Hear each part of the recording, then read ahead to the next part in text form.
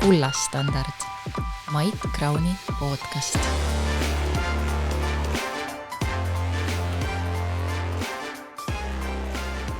Tere hea kuulaja ja vaataja, täna on eetris Kullastandardi järjekorras 23. saade ja täna on meil külas Kaarel Ots. Tere Kaarel. Tervist, aitäh kutsumast. Et Kaarel on siis esimene külaline meil Kullastandardi podcastis, kes on siin teist korda. Eelmisel korral siis see oli umbes 1,5 aastat tagasi. Rääkisime peamiselt rohepöördest ja kliimast, sellest tuleb ka täna juttu, kuna see on nii tugevalt majandusega seotud. Aga peamine fookus oleks siis täna finantsturgudel ja majandusel rohkem ja selle rahasüsteemiga seonduval ja kõigile eelarvete puudujäägi teemal. Aga kus ma alustaks, võib-olla on see, et sina pead sellist ametit nagu Balti börside juht, et Tallinna börsi juht oled ka. Ja. Et sisuliselt börsi võib pidada nagu kapitalituruks. No ma ise vaatan niimoodi, et börs on kapitalituru kõige suurem osaline igal pool maailmas. Mina tooks sellise võrdluse võib-olla siia algusesse, et kui võrrelda majandust inimese kehaga, siis kapitali ja finantsturud on sisuliselt veresoonkond, ehk siis ta transpordib hapnikku ja toitaine vaeste siis rakkude juurde nagu siis hapnikku rikast ja toitaine rikast verd. Et sisuliselt ta on nagu majanduse nagu vereringe. Sa oleks nagu käinud kuulamas mingeid loenguid mul kuskil ülikoolis, et see on mul tavaliselt üks viis, kuidas ma seda selgitan, jah. Aga mina selgitan seda niimoodi, et kusjuures mul on selline pilt isegi, kus on inimene ja siis on inimese veresooned on peal ja siis see pilt on selline, et ühed on punased ja teised on sinised, eks. Ja ma räägin seda niimoodi, et majanduse vereringe väga tihti öeldakse, et on pangandus. Ja siis ma räägin niimoodi, et vereringe koosnebki, nagu täpselt sina rääkisid praegu, et sul on arterid ja on veenid. Et ainult üks ei ole veel vereringe. Ja mina näengi, et sul on vaja kahte osa majanduses. Sul on vaja pangandust ja sul on vaja kapitaliturge.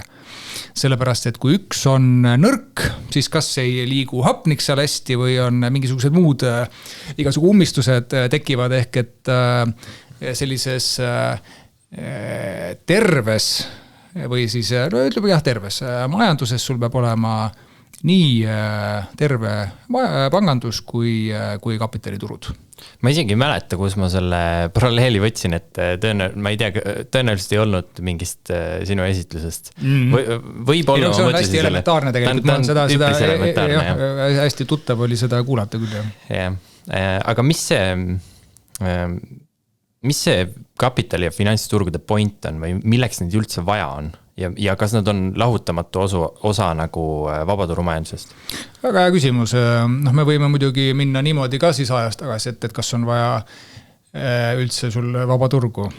Aga ma arvan, et kõik, kes seda podcasti kuulavad, on pigem nõus, et võiks olla vabaturg. Miks on vaja kapitaliturgu? Mõtleme selle nime peale. Sul on kapitaliturg. Mis see siis on? See on sisuliselt sõna otseses mõttes kauplemisplats kapitalile. Kus kohast see sai alguse, seda võib erinevat moodi mõelda. Mina olen seda rääkinud siis kuskil 17. sajandi alguse kontekstis, kui asutati esimene börs, kus oli võimalik aktsiate ja võlakirjadega kaubelda. Võlakiri ja võlakirjaturg iseenesest on vanem. Aga 1602 oli Amsterdami börsi asutamine ja mina pean kapitalituru alguseks ka umbes seda aega, ehk et 420 midagi aastat tagasi. Ja miks on seda vaja? Hästi hea küsimus. Läbi ajaloo, miks üldse see Amsterdami börs asutati? oli ju sisuliselt ühe ettevõtte jaoks. Selle ettevõtte nimi oli Dutch East India Company. See on kuni tänase päevani kõige suurem ettevõte. Üldse, mis on olnud, selle turuväärtus oli umbes 8 triljonit. Et nüüd viimase mõne aasta selline hästi kiire inflatsiooniline keskkond on tekitanud ka mõne sellise 3 triljonilise ettevõtte. Aga mõtle, et sul on 1600 alguses sul ettevõte, mis hinnati, kas oli 7,9 või midagi taolist triljonit.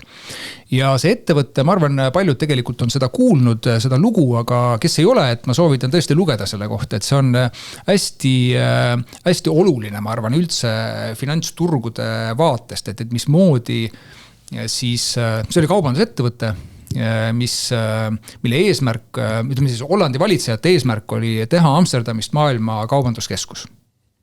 Nii. See oli ambitsioon, see oli eesmärk.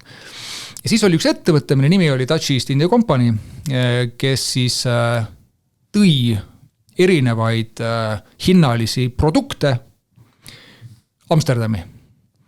Ja kus kohast neid toodi? Neid toodi Indoneesiast, Sri Lankalt, paljudest kohtadest. Näiteks, et kes on käinud Sri Lankal, ma ei tea, kas sa oled käinud? Ei ole. Sri Lankal, seal on selline linn nagu Galle kirjutatakse. Ja kui sa sinna satud, muidu Sri Lanka on ikkagi Aasia-pärane oma arhitektuurilt. See on hoopis teistsugune. Selle tõttu, et see sama ettevõte siis aastal 1600 midagi ehitas selle. Ja kui sa nüüd mõtled, ma peatun sellel natukene pikemalt lihtsalt, ma arvan, et see on hästi oluline, et selle ettevõtte siis eesmärk oli tuua kuskilt väga kaugelt üle ookeani laevadega kaupu.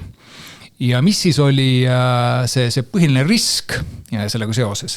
Oli see, et need laevad olid ehitatud puust, distants oli väga pikk ja need laevad siis aeg-ajalt uppusid ja sihtkohta ei jõudnud. Ehk et oli vaja rohkem raha kaasata, kuigi siis Hollandi valitsejad olid sellesse nagunii juba läbi pankade raha süstinud. Ehk et me näeme siin 2 sellist väga olulist siis sellist iseloomu omadust, mis kuni tänase päevani käivad siis sellise finantsturgude ja kapitaliturguga kaasas. Üks on ambitsioon ja teine on risk. Et sul peab olema ambitsioon ja sul peab olema valmidus võtta riski. Ja tagasi, ütleme hästi kiiresti, ma ei hakka seda kogu lugu ära jutustama, aga see oli mega edukas ettevõte. See võetud risk õigustas ennast ja siis need, kellel oli see ambitsioon ja kes olid valmis seda riski siis jagama teiste inimestega ja tegid seda väga õigesti, et väga paljud inimesed said väga jõukaks tänu sellele, et toodi üks ettevõte vastloodud börsile, mille kaudu oli võimalik siis saada selle ettevõtte edust osa. Ja see ongi minu vaates selle kapitalituru ja siis kitsamalt börsi eesmärk, et sul on ambitsioonikad ettevõtted. Või ütleme siis veel täpsemalt, et sul on ambitsioonikad ettevõtjad, kes asutavad või on juba asutanud mingid ettevõtted, kellel on vaja kaasata raha mingisuguse eesmärgi saavutamiseks, mida näiteks pangad peavad liiga riskantseks. Ma olen seda tudengitele näidanud, seda pilti, Dutch East India Company selline siis maakaart, et kuidas, mida nemad räägiksid täna, kui nad läheksid panka. Ütlevad, näete, et me oleme täna siin, meil on vaja sõita laevaga siit, siia, see võtab meil nüüd x 100 päeva aega ja siis meil on vaja saada siit tagasi ja selleks on meil vaja raha. Ja nüüd on küsimus, et kas pank on rahul selle seletusega või soovib saada näiteks lisatagatisi või midagi taolist. Ja see on täpselt samamoodi, nagu ma arvan, oli 400 aastat tagasi, töötab ka ta täna. Et sul on vaja tõenäoliselt tõestada mingisugust rahavoo olemasolu, võib-olla panna mingisugused tagatised ja nii edasi. Ja nüüd kapitaliturud on siis selline koht, kus vastavalt erineva riski tasemele on võimalik kaasata erinevat raha.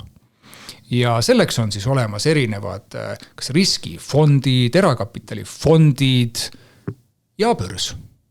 Ja siis börsid on ka muutunud, eks ole, et sul on võimalik investeerida riskantsematesse ettevõtetesse või vähem riskantsematesse. ja nagu see nimi isegi siis ütleb, et sul on see turg. Ja turul, kuidas hinnad tavaliselt moodustuvad, isegi kui sa lähed tavalisele Viimsi turule, kus mina käin laupäeviti, või lähed Nõmme turule või mis sinu kodukoha turg on, sul see hinna paneb paika nõudluse ja pakkumise tasakaal ja täpselt samamoodi pani selle paika ka 400 aastat tagasi siis see kaasus. Aga sorry, ma jäin lobisema, aga ma arvan jah, et palju on küll muutunud selle ajaga, aga see fundamentaal on jäänud samaks. Ja see on tõenäoliselt ka väga suur osa põhjusest, miks Hollandi guldenist sai maailma reservvaluuta 17. sajandil. Ja nõus. Ja miks oli ka esimene selline suurem mullistumine oli Hollandis tulbi, võime öelda ka, et ka selline esimene commodity või siis, mis ta siis on, tooraine põhimõtteliselt. Tooraine turg, jah, samuti, eks ole, sai võib-olla sealt alguse. Ja ma saan siis aru, et põhimõtteliselt nagu kapitali finantsturgude nagu funktsioon on muuta nagu majandust efektiivsemaks. Kokku võttes, et sa muudad lihtsalt selle veresoonkonnaga kogu asja süsteemi, majandussüsteemi siis muudad efektiivsemaks ja inimeste kogu rikkus siis kasvab. Jah, ma arvan, et see ei ole iseenesest selle asja eesmärk, vaid tulemus. Ehk et sul on ühel pool, sul on need ambitsioonikad ideed ja teisel pool on raha. Ja nüüd see on see turg, mis tegelikult viib need kaks asja kokku. Et väga tihti, mitte väga tihti, aga ütleme siis vahel kohtad seda, et kui keegi jääb kuskil rahast ilma, siis öeldakse, et see on selle turu süü. On ja. Tegelikult niimoodi asjad ei käi, eks. Et turg on see koht, kus need kaks poolt saavad kokku ja vahel tekivad seal mullistumised ja vahel on väga raske neid, ütleme nendele, kellel on ideed, väga raske on leida neid, kellel on raha. Et see ei ole kuidagi ütleme selle peegli süü, kui sa vaatad, et sulle sealt... Kas sul on ka tulnud keegi võtnud pintsaku nööbist kinni ja öelnud, et kuule, et ma kaotasin Tallinna börsil nii palju raha, et mis värk on? Ütleme, mulle isiklikult mitte, aga ilma naljata me saime kõnesid aastal 2021 näiteks, kui oli siin väga hoogne ralli oli Tallinna börsil, siis ikka helistati, et nii ühte kui teistpidi, et häda oli selles, et liiga vähe pakuti sellist väga riskantset kaupa ja siis kui riskid realiseerusid, siis öeldi, et miks te seda pakkusite. Miks te midagi ei tee? Aga ma arvan, see on olnud alati nii ja see jääb ka alati nii. Lihtsalt, mis on võib-olla jällegi selle mitmesaja aastaga muutunud, on see, et kui veel võib-olla seal 17-18 sajand selline nii-öelda investor kaitse oli olematu, siis täna mõni ütleks, et seda võib-olla isegi liiga palju, seda investor kaitset, et kõik nurgad on nagu väga ära lihvitud. Kui me selle kapitaliturgude juurde Eesti kontekstis nagu tagasi tuleme, siis kuidas sa näed seda Eesti kapitaliturgude arengut ja kus me selles arengus nagu praegu oleme? See on ilmselge, et kui vaadata, et millistel riikidel viimase, ma ei tea, 3 sajandi jooksul on hästi läinud majandusel, siis alati on kaasnenud, praktiliselt alati on kaasnenud mingid tugevad kapitaliturud selle kõrval. Et mis arengukohas nagu Eesti selles osas on? Väga hea küsimus. Ma ei taha norida, aga ma ütleks niimoodi, et sa ütlesid, et sellega on kaasnenud tugev kapitaliturg, ma pööraks selle teistpidi. Ma ütleks, et kapitaliturg on ikkagi eelnenud ja sellega on kaasnenud selline tugev või heal järjel majandus. See oleks loogilisem jah, niipidi. Ja miks? Hästi sageli räägitakse, et kus me tahaksime saada sellist heaolu ühiskonda, nagu on Skandinaavias. Ja et kuidas, ja nüüd seda ongi võimalik vaata niimoodi pöörata, et seal on, üks ütleb, et seal on sotsiaaldemokraatlik heaolu ühiskond ja vaadake, milline kapitaliturg sellega on kaasnenud. Ma pööran selle täpselt vastupidi, et see on kapitalistlik ühiskond, kus on väga heal järjel kapitaliturg ja see on võimaldanud ja see võimaldab kuni siiamaani, saab näha kui kaua pakkuda sellist noh, võib-olla isegi Euroopas, aga kindlasti maailmas päris esmaklassilist heaolu ühiskonda. Ja kui me juba räägime siin Põhjamaadest, siis kui me sätime nüüd maailma riigid üksteise järgi ritta, siis teistest pikalt ees on Ameerika Ühendriigid oma kapitali turu arengu poolest. Ja see muuseas see peamine mõõdik, kuidas siis seda kapitali turu tervist mõõdetakse, on üks suhtarv. Ja see suhtarv võetakse kõik börsiettevõtted, nende turuväärtused ja jagatakse läbi SKT-ga, majanduskasvuga.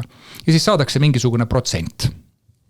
Ja noh, seal ei ole mingisugust minu meelest analüüsi suurt taga või suurt teadust, aga üldiselt peetakse selliseks nii-öelda heaks tasemeks, kui see on 50%. USA's on vist seal isegi üle 200%, midagi sellist juba. Ja Eestis ma pakuks, ma ei tea peast, ma pakun, et nagu Tallinna börsi ettevõtete väärtus võiks olla, ma ei tea, mingi äkki 4-6 miljardit, midagi seal vahepeal. Meil on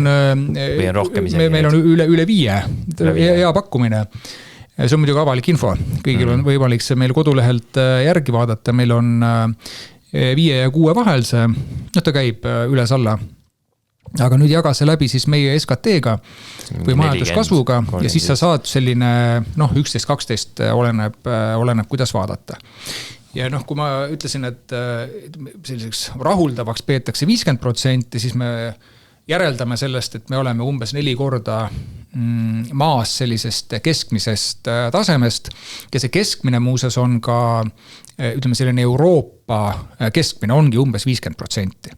Et seal, nagu sa õigesti ütlesid, Ameerika on kuskil üle 200% ja siis tegelikult kõik Põhjamaad on ka väga seal eespool. Et selles mõttes see võrdlus, ma arvan, et oli kohane.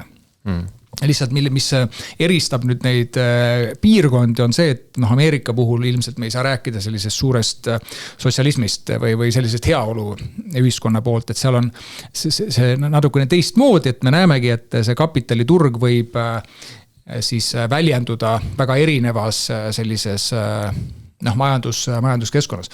Aga kui me selle juurde juba tulime, et kus me nagu praegu paikneme, siis peaksime vaatama ka miks ja kuidas meil, et kas meil üldse on võimalik seda olukorda parandada ja miks me sellises olukorras oleme. Mina vaatan seda niimoodi, et kui me rääkisime Hollandist aasta 1600 midagi. Eestis on olnud aega arendada turumajandust, seal hulgas kapitaliturge 30+ aastat. See tähendab seda, et kõik sellised siis ütleme infrastruktuur, see kuidas investorid pääsevad siia ligi, erinevad siis kapitali kuidas me nimetame, fondid, üldse raha hulk kui selline on saanud areneda 91. aastast. Et enne seda oli meil 50 aastat sellist aega, kui kõik, kes sel teemal midagi tegid, pisteti kinni maja ära, eks ole. Et mingisugust investeerimisjuttu ei olnud, eks ole. Et see hakkas vaikselt tekkima 80. lõpus. Ehk et seda aega on olnud vähe. Ja seda ma olen küll rääkinud nõrkemiseni, eriti jällegi tudengitele, et miks seda on vaja. Just mõtlen aega, et sul on vaja, et tekiks selline põlvkondade ülene investeerimiskogemus.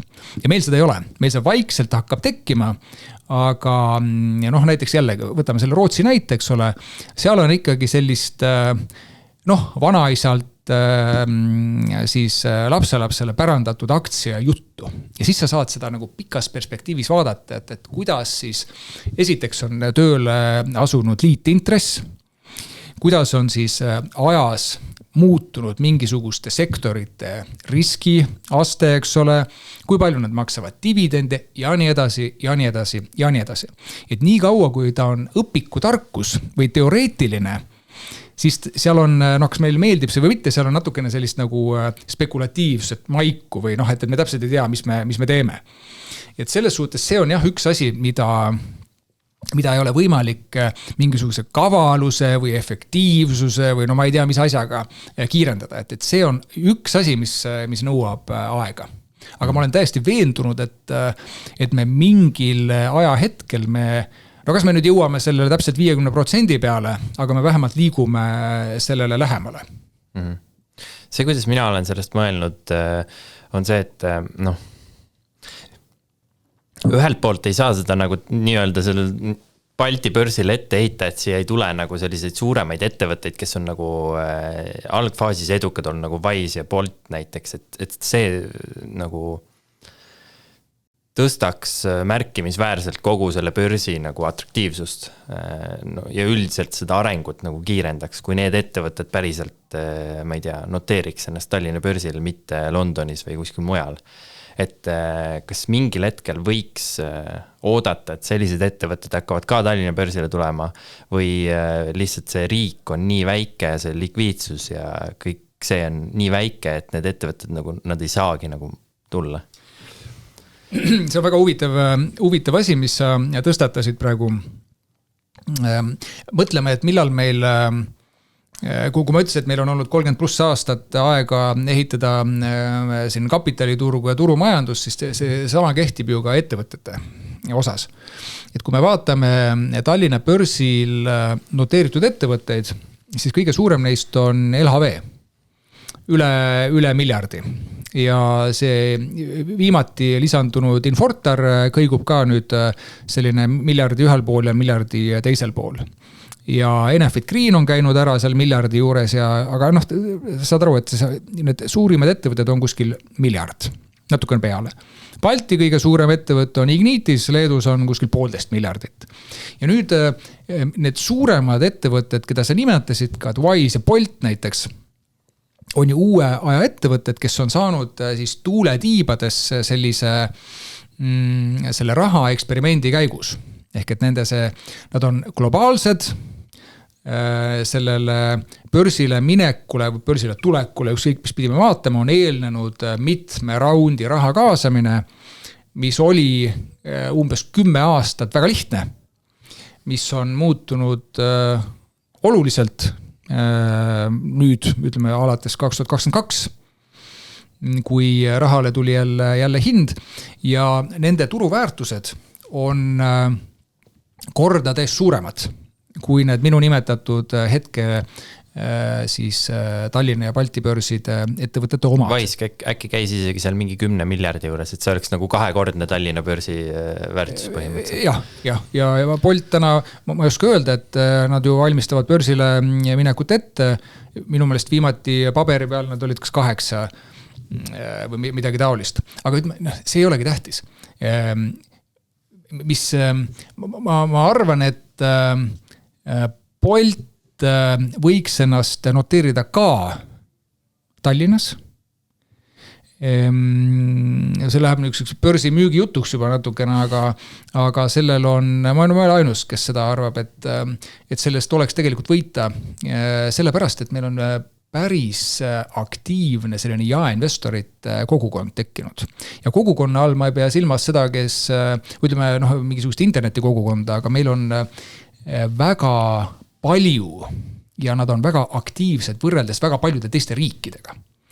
Ja me oleme siin võrrelnud või vaadanud tegelikult Islandi poole, mis on iseenesest väga väike riik, aga kus on kapitaliturg ja börs tegelikult meiega võrreldes palju aktiivsem. Ja seal on olnud sellised topeltnoteerimisi päris mitu tükki viimastel aastatel.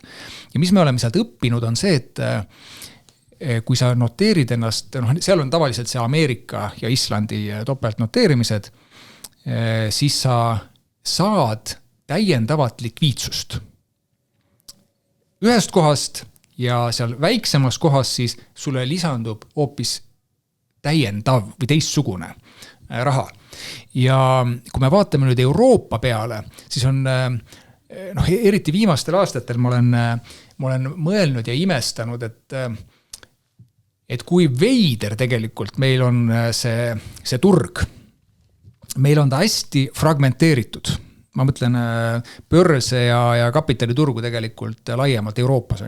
Meil on sisuliselt ütleme, seadusandlus on üli ära harmoniseeritud, väga-väga sarnane. Ja nüüd, et selleks, et pääseda ligi mingisugustele investoritele, on sul vaja minna teise riiki ennast noteerima, see ei mahu mulle pähe. Et tänapäeva siis ütleme sellises tehnoloogilises ja ülikiires ja võrdlemisi sellises efektiivses maailmas, see on veider.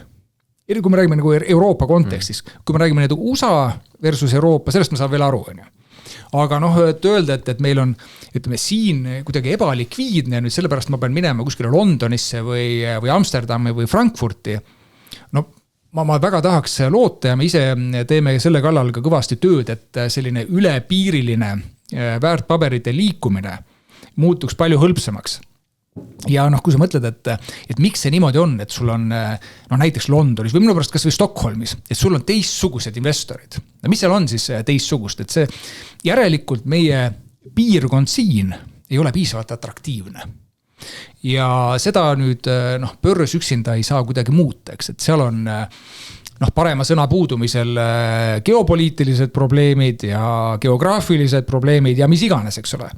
Aga see jah, et meil Euroopa sees on ettevõttel vaja minna teise riiki lihtsalt sellepärast, et seal on teistsugune likviidsus, see minule pähe ei mahu. Mm-hmm.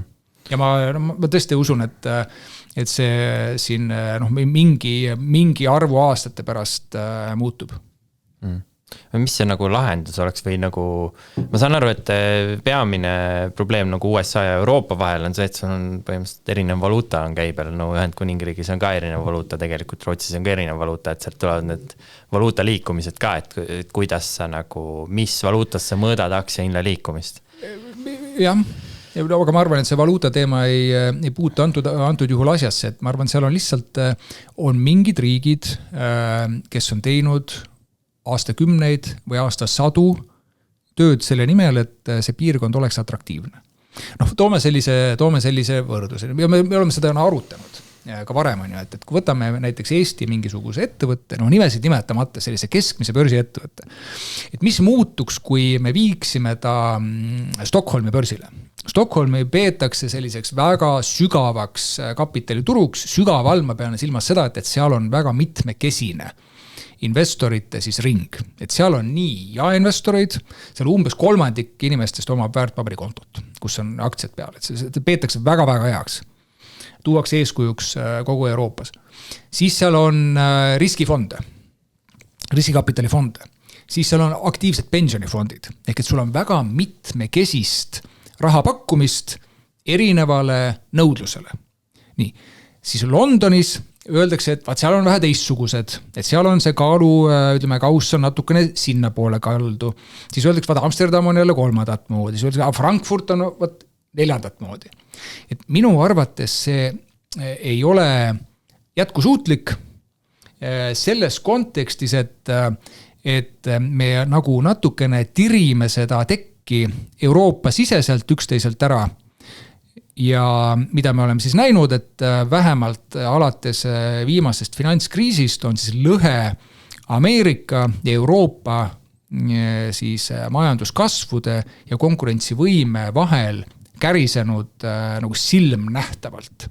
Ja see peegeldub nagu aktsiaturgude tootluses ka. Absoluutselt. See konkurentsivõimet me võime mõõta väga erinevat moodi, aga paneme siis indeksid jooksma. Paneme Ameerika 500 ja paneme Euroopa 600 ettevõtted siis, või nende indeksid jooksma, eks ole, seal on see vahe liigub täpselt sama moodi, eks, et me jääme maha. Kui me võrdleme Euroopat USA-ga, siis päris selgelt. Ja mulle tundub, et selline sisemise, ja ma ütlen, et seal on oma ajaloolised põhjused. Et see, et me räägime sellist, et meil on siin need investorid, see on mingisugune selline, kuskilt lihtsalt paika loksunud, keegi on harjunud kuskil mingisuguseid käike tegema.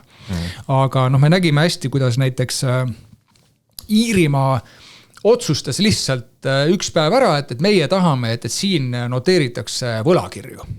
Ja palun väga, tegid lihtsalt selle noteerimisprotsessi hästi lihtsaks.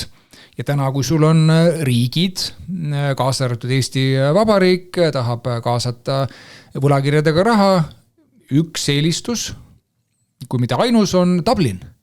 Ehk et on võimalik tegelikult, kui on tahtmist muuta oma keskkond atraktiivseks, siis välisrahale. Ja ma arvan, et iseenesest me võimegi nagu unistama jääda, et äkki keegi leiab meie ettevõtted siin üles. Ja siin ma arvan küll, et poliitilist tahtmist hetkel lihtsalt mulle tundub jääb väheks. Et suuresti on see poliitika taga, nagu poliitiliste otsuste taga, mõtled? No jah, et seda on rääkinud ju ka Wise'i inimesed minu meelest avalikult, et kes siis käis neid, nad on Londonis registreeritud ettevõtteks. Et kes käis siis neid meelitamas Londoni börsil oli peaminister. Et nad ei ole ainus ettevõte, et seda on kuulda nii siit kui sealt, et kui oluliseks peetakse seda, et mingi ettevõte noteeriks ennast mingis riigis. Ja ma arvan, meil lihtsalt veel ei ole sellest aru saadud, et kui tähtis on. Ma saan aru, et meil on mingisugused, nagu ma ennem nimetasin, et meil on probleeme sellega, kus me asume ja nii edasi, aga seda enam, ma arvan, peaks sellele tähelepanu pöörama, et needki, kes meil siin toimetavad, need ettevõtted, nendel oleks võimalikult lihtne pääseda ligi sellele rahale, mis siis maailmas või siis kitsamalt Euroopas ringleb. Ühesõnaga, poliitika tipp peaks sellega tegelema ja panema selle prioriteediks selles suhtes, et nagu sul on mingi ettevõte, mis potentsiaalselt võiks tulla nagu koduturule noteerida ennast, aga ta läheb kuhugile mujale ja võib-olla koduturust jääb eemale, siis peaminister peaks minema uksele koputama, minema rääkima nendega, et kuulge, et see on hästi oluline, et siia jääte. Jah, peaks küll. Ja see ei ole kuidagi mul mingisugune personaalküsimus, et võt küll siis börs teenib palju raha, et see on... Ma olen nõus sellega. Seda me oleme näinud aastasadadega, eks ole, et kuidas see, et rohkem ettevõtteid saab ligi siis kapitalile, mis võimaldab neil teha oma plaane teoks, kuidas sellel on siis selline vihmavarju efekt, et kuidas sealt siis langeb, ütleme, teistele ettevõtetele samamoodi seda kas siis raha või võimalus, et nad näevad, et neil on võimalik kasvada, nad ei pea selleks minema kuskile mujale, nad ei pea viima siit ära oma peakontorid. Ja ma räägin, ma ei ole nagu naiivne, eks, et see muutub kõik üleöö on ja. Et kui sul tulevad siia mingisugused USA investorid, ütlevad, et viige oma peakontorisid minema ja siis tuleb peaminister, kes iganest on, ütleb, et ärge ikka viige. Aga sinna peakski liikuma nagu sammu haaval. Et ütleme, need ettevõtted, kes meil on sellised 1,5-2 miljardit suurusega, et neil tekiks võimalused. Ja siis omakorda, kui nad kasvavad juba sellise 4-5 miljardiliseks, et siis samuti, et sul ei ole vaja automaatselt mõelda, et oi kurat, et ma olen liiga suur, et mul ei ole siit võimalik seda raha saada. Ja siis see omakorda pakub võimaluse, eks ole, kohalikele inimestele, kes saavad investeerida ja omakorda siis, eks ole, pensionifondidele, kes täna on pigem hädaldanud, et ei ole piisavalt pakkumist ja selle tõttu peavad siis raha investeerima kuskile, ma ei tea, maailma indeksfondidesse. Et on selline... Ta tekitab sellise põhimõtteliselt raharingluse riigisiseselt selle kaudu, et see noteeritud on nagu koduriigis, et see läheb ettevõttele ja ettevõtte aktsiaid saavad inimesed osta ja selle kaudu siis läheb inimestele see nagu raha tagasi, et see ringlus hakkab toimuma nagu rohkem riigisiseselt. Täpselt. Et ei viida nagu välja seda... Ei viida raha välja ja seda sama ma rääkisin, eks ole, pikalt, kui eelmine aasta ju suur asi, mis juhtus, oli Eesti riigi võlakirja koduturul. Ammu oleks pealt tegema juba. Loomulikult. Ammu oleks pealt tegema. Sest võlakirja turg, eriti kui me mõtleme nagu riigi vaates, see on koht, kus sa peaksid olema kogu aeg. Et siis tekib sul mingisugune selline, ütleme siis hind võlakirjale, mille järgi hinnatakse siis riigi riski. Aga ütleme, parem hilja kui mitte kunagi, aga see on täpselt see näide, eks, et meil on raha vaja laenata. Miks me laename seda niimoodi, et me läheme välismaale ja siis maksame mingisugustele välismaa nõustajatele ja siis maksame need intressid ka tegelikult välismaa fondidele või kes iganes sinna, või kes iganes neid võlakirju ostab. Ma ei ütle, et kõik me peame suunama koduturule, aga minu arvates seda on nagu näruselt vähe tehtud. Eriti kui me vaatame, et mis väljakutseid meil siin ümbergi on. Ja me rääkisime seda, et see peaks olema poliitiliselt oluline, tegelikult neid samme, mida ütleme siis avalik sektor või riik, tegelikult riik on liiga abstraktne, aga ütleme siis valitsused saavad teha, neid ei ole väga palju ju. Aga neid peaks tegema siis teadlikult. Et meil on mingisugune arv riigiettevõtteid, kes mul ei ole mitte ühtegi... Börsile panna. Põhimõtteliselt riigiettevõttes. Absoluutselt ja jällegi meil on, nagu me iga päev lehest loeme, meil on krooniline rahapuudus. Selle asemel, et tõsta nagu ausõna tobedalt makse, mul ei ole paremat sõna selle jaoks. Müüge maha. Jätke, kui on tõesti hirm, et ma ei tea, üks on strateegiline, sellest ma ei ole ka aru saanud, mis tähendab strateegiliselt nii oluline, et sa ei saa seda börsil noteerida. Börsil noteeritud ettevõtted on läbipaistvamad, eks ole, kui sul on hirm, jäta enamus enda kätte. Kui 51 ei ole piisav, jäta siis, ma ei tea, 2/3, mis iganes laseb öösel rahulikult magada. Mingi tüki müügi eest oleks võimalik saada raha. Kui on sellel ettevõttel on mingi kasvuambitsioon, siis on võimalik ka lisaks raha kaasata turult, eks ole. Et see oleks kogu majandusele positiivne. Ja riik saaks sellest suhtes seeskuju näidata, et kui riik viib need riigifirmad börsile, siis kogu see börs, eks ole, kasvab ja siis ta muutub kohe suuremate ettevõtete jaoks, nagu ma siin varasemalt nimetasin Bolt ja Wise, kohe muutub atraktiivsemaks tegelikult. Muutubki ja ma ei tea, kui äkki selle liiga detailseks juba, aga üks selline asi, millega me tegime 5 aastat kõva tööd, oli see, et panna kokku siis Eesti, Läti, Leedu ühte indeksisse. See üks, ütleme, maailmas on siis kuskil 85% või pisut enam kogu siis sellest fondidest, erinevad börsil kaubeldavad fondid, neid haldab selline ettevõte nagu MSCI, kes on, ütleme, indeksitesse investeerinud või indeksfondidesse on kindlasti seda tähele pannud. Ja nüüd enne seda siis Eesti ja Leedu olid, see MSCI siis jagab kogu maailma 3 sellisesse kategooriasse. On siis arenenud, arenevad, siis developed või emerging ja siis 3 on frontier ehk ääremaa. Ja sa võid juba arvata, et kus kohas Eesti siis on see frontier regioon, mis põhimõtteliselt ka geograafiliselt. Ja siis meil samas pundis oli siis ka Leedu ja Sri Lanka ja Vietnam ja Burkina Faso ja ütleme taolised ettevõtted. Ja mis on selle asja point? Seal nende indeksite puhul loeb suurus ja likviidsus. Ja nüüd, miks me siis nägime vaeva, et panna Eesti, Läti, Leedu kokku, on see, et esiteks Läti ei olnud üldse üheski indeksis, kuna ta oli lihtsalt nii väike oma turu mõttes, aga nüüd me oleme endiselt siis ikkagi see frontier või ääremaa indeks, aga meil on nüüd vaja vastata ühe regioonina nendele kriteeriumitele, millele ennem oli vaja vastata igal riigil eraldi. Ja seal ongi punkt 1, ettevõtte suurus, meil on vaja saada 3 ettevõtted, mis on suuremad kui 2 miljardit. Ja siis on paar väiksemat sellist tingimust on veel, et kui palju siis nende ettevõtete vabalt kaubeldavate aktsiate maht on ja siis likviidsus. Aga põhimõtteliselt see eesmärk tuli meile natukene lähemale. Ja nüüd kuulaja võib mõelda, et mis vahet seal on, et me oleme see frontier, miks me tahame olla siis see emerging turg? Väga lihtne.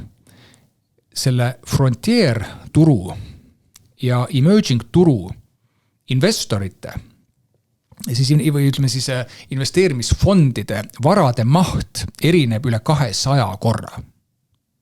Üle 200 korra on see maht, mis siis sisuliselt on see passiivne investeering, kes ETF-idesse investeerib, siis sisuliselt sul on üle 200 korra investeerib siis emerging riikide ETF-idesse kui siis frontieri. Et see frontier tähendab seda, et sul on ettevõtted on ühtepidi väiksed, aga et ka need riigid on kuidagi kõrgema riskiga. Mis jällegi, kui me vaatame nagu geopoliitikat ja ütleme viimase arenguid, võib-olla ongi tõsi, et meil ongi piirkond selline suht riskantne. Aga jällegi, et võrreldes paljude teiste riikidega, ma arvan, et meie korruptsioonitase on madal, me oleme euros ja nii edasi, et ma arvan, meid konkreetselt karistatakse lihtsalt hetkel selle suuruse tõttu. Et selles suhtes jõuame sinna tagasi, et mida rohkem meil on suuri ettevõtteid, mida rohkem nendega kaubeldakse, siis see on selline positiivses mõttes lumepalli efekt, mis tegelikult peaks tegema teistele ettevõtetele ligipääsu kergemaks ja siis omakorda investoritele pakkuma paremaid võimalusi. Mul tekib kohe selle peale küsimus, et kui sa rääkisid Balti indeksi loomisest, et kas on mingi võimalus, et investoril tekib võimalus ka osta indeksfondi, Balti indeksfondi siis mingil hetkel? See ei ole uus küsimus, et me oleme seda rääkinud pankadega. Jõuame sinna likviidsuse juurde tagasi, et seal peab olema piisav likviidsus, et pangad suudaksid hoida seda indeksfondi ütleme neid õigeid kaalusid pidevalt. Aga ma arvan, me jõuame sinna kindlasti, kas Balti top 10 või midagi taolist. Lähme sellest kapitaliturgude teemast nüüd edasi, et selle peale päris pikalt, 41 minutit juba, täiesti nagu järsku kadus ära see aeg. Võib-olla läheks natuke puudutaks seda vaba turumajandust. Sa ütlesid, ma kuulasin ühte podcasti, mis oli 8 kuud tagasi ja Hardo Pajula podcast oli. Vist olite Sten Sumbergiga seal. Ja sa ütlesid sellise lause, et kogu maailm on liikumas eemale vabaturumajandusest. Et võib-olla üldisemalt kirjeldada, et mis need faktorid on, mis seda iseloomustavad või mida sa näed maailmas toimuvat, mis sellele viitab, et kõik läheb sellest eemale? No ma ei tea, kas kõik läheb sealt eemale, aga võib-olla Argentiina ei lähe nii kiiresti. Jah, ütleme, siin päris palju on muutunud viimaste, ma ei tea, kas või kuudega. Ma arvan, et ka Ameerika Ühendriigid ei taha sellest väga eemale minna, aga võib-olla siis, kui ma seda ütlesin, ma pidasin silmas seda, et meil on olnud päris palju selliseid massipsühhoose viimase 5 aastaga. Et see algas sellega, kuidas COVID-i juures, eks ole, sisuliselt valitsused otsustasid, et meil keeratakse majandused kinni. Ja siis läks natukene aega edasi, siis järgmine massipsühhoos on, põhimõtteliselt käib siiamaani, on kliimaga seonduv, millest me rääkisime eelmine podcast siin, kus sisuliselt visatakse kõrvale sellised turumajanduse ja ma mõtlen seda nagu kõige paremas mõttes, turumajanduse sellised põhimõtted ja üritatakse siis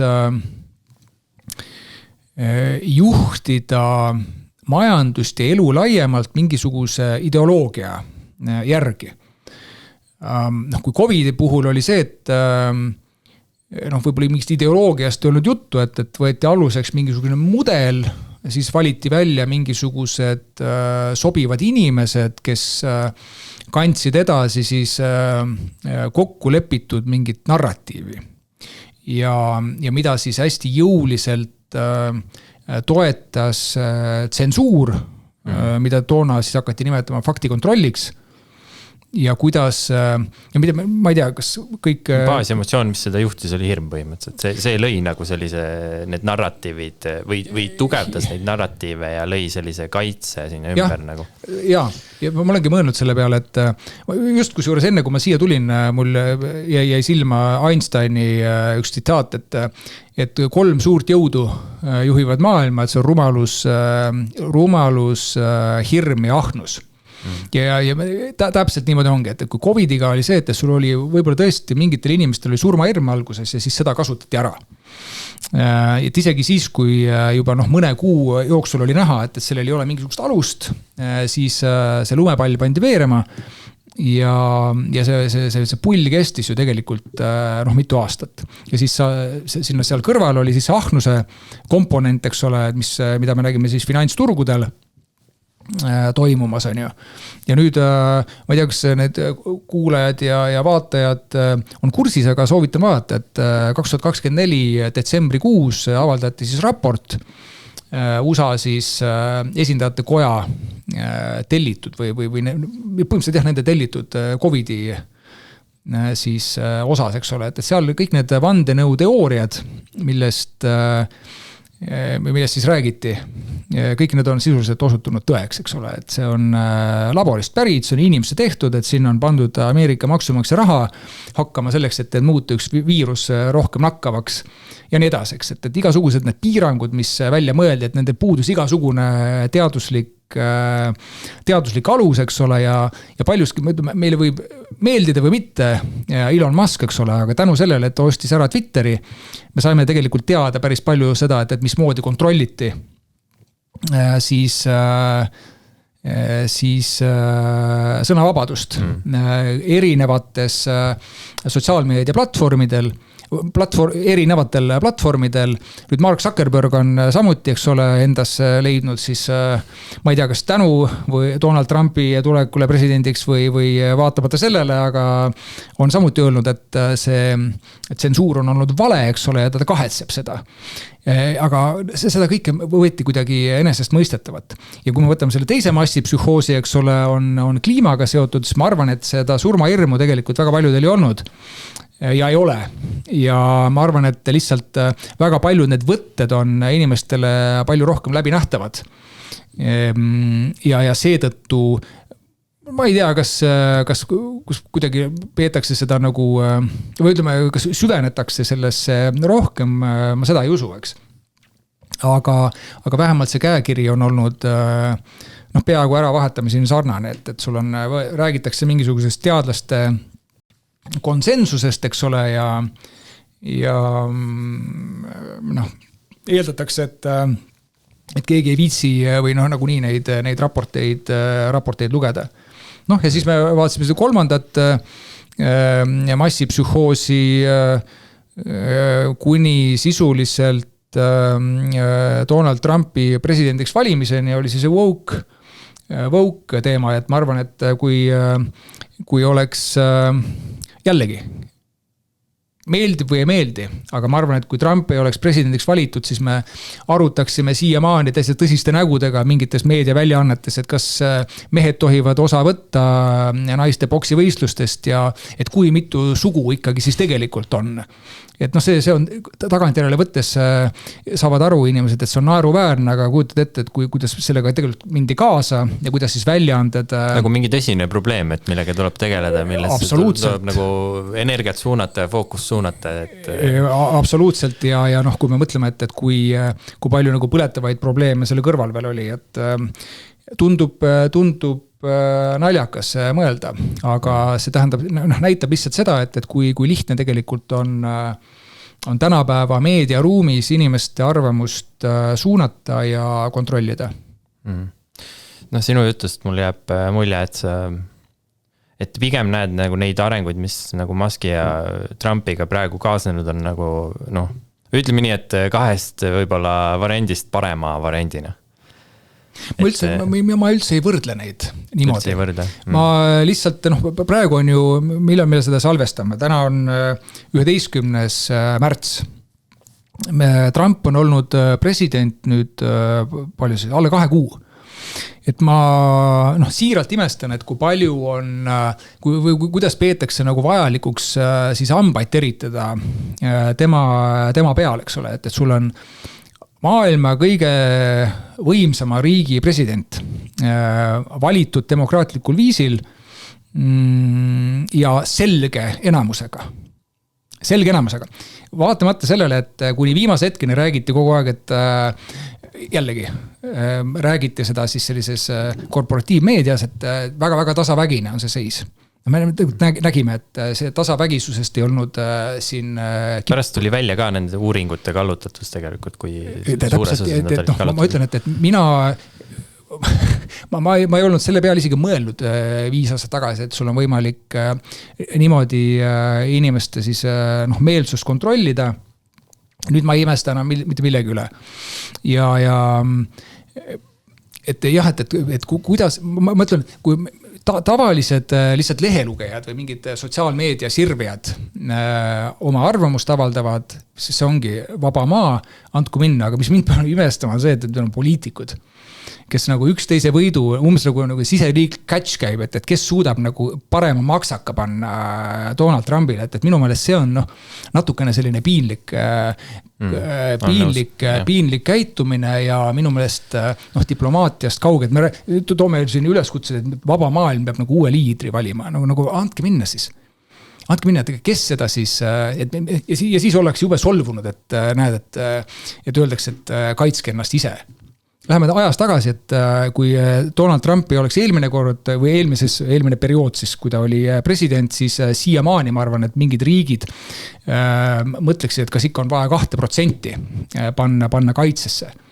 Et see vingumine minu meelest jah, et kui see vingumine viib elu edasi ja teeb meie majandusele kuidagi head, siis antagu minna.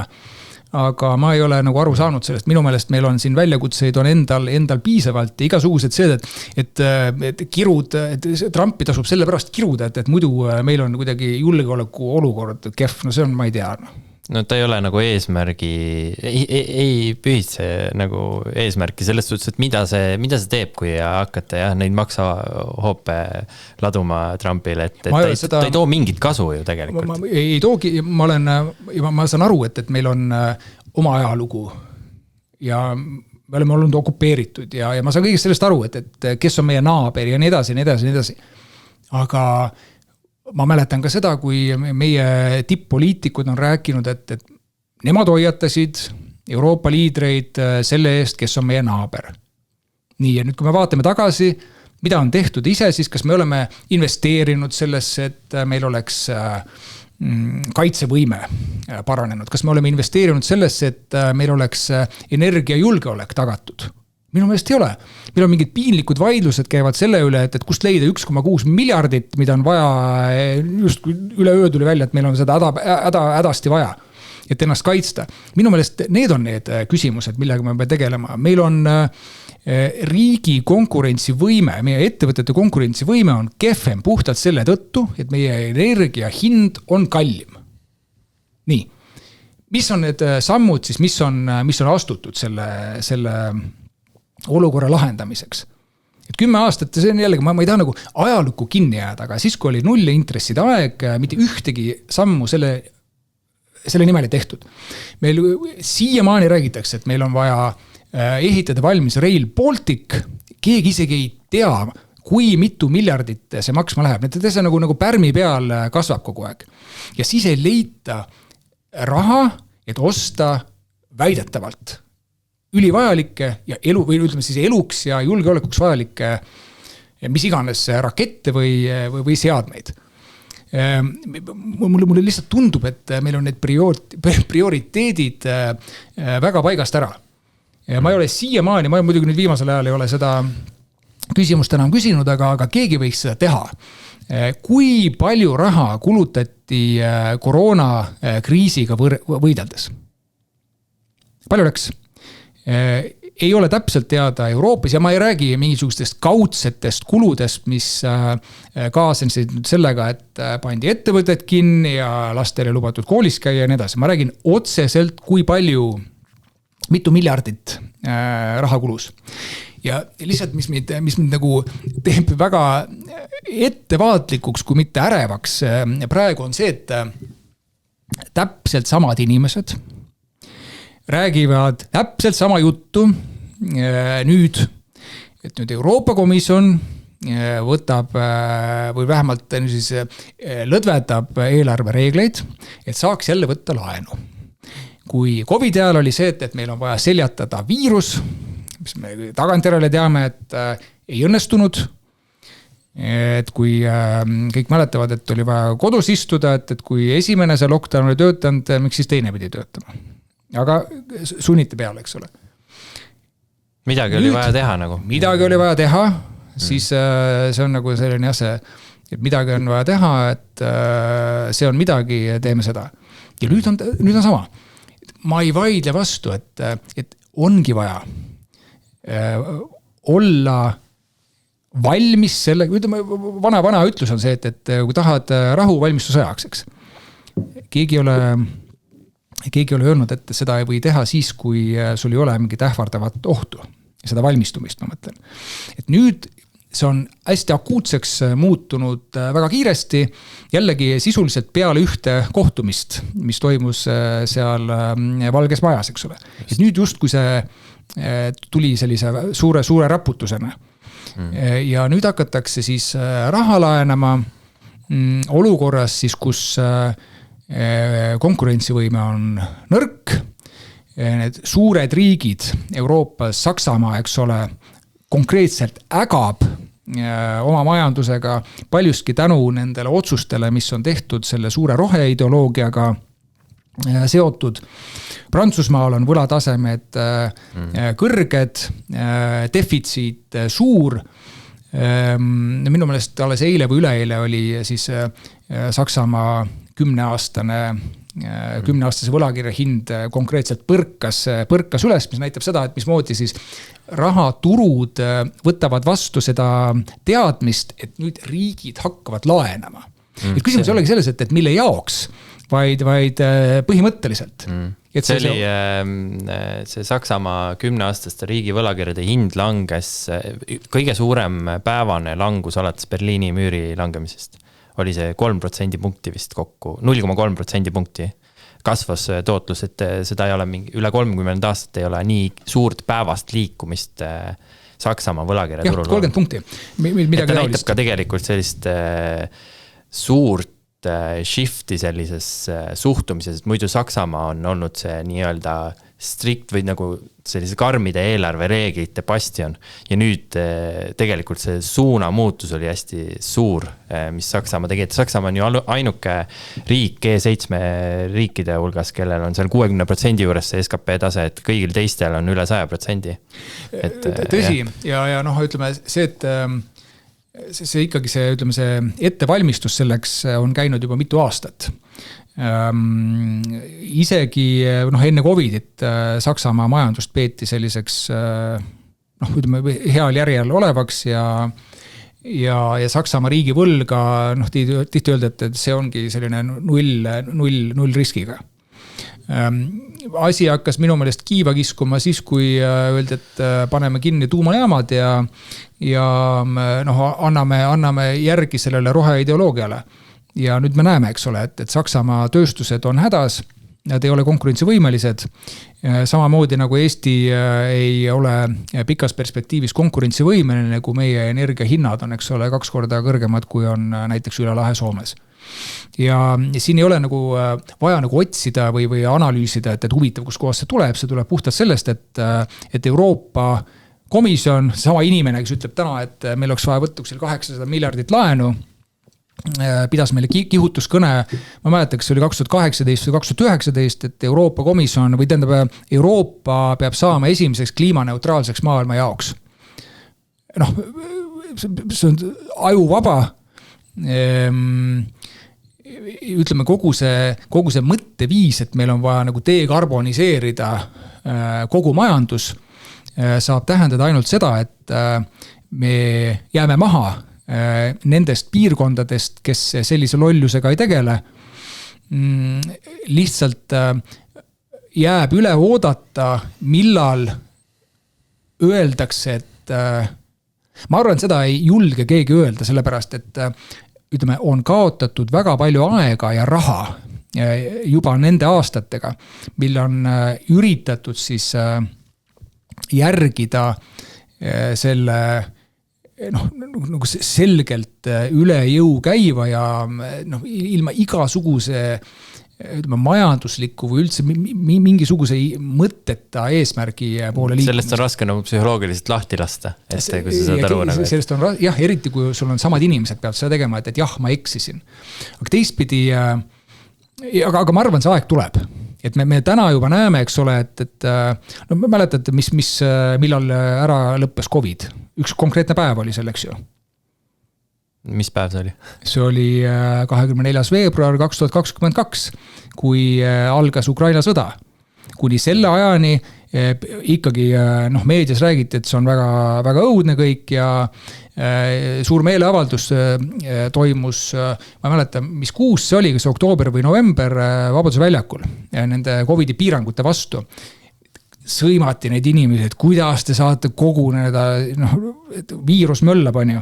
Ja siis venelased tungisid Ukrainasse 24. veebruaril ja peale seda siis korraldati suur meeleavaldus Ukraina toetuseks. Et selleks ajaks oli COVID otsa saanud.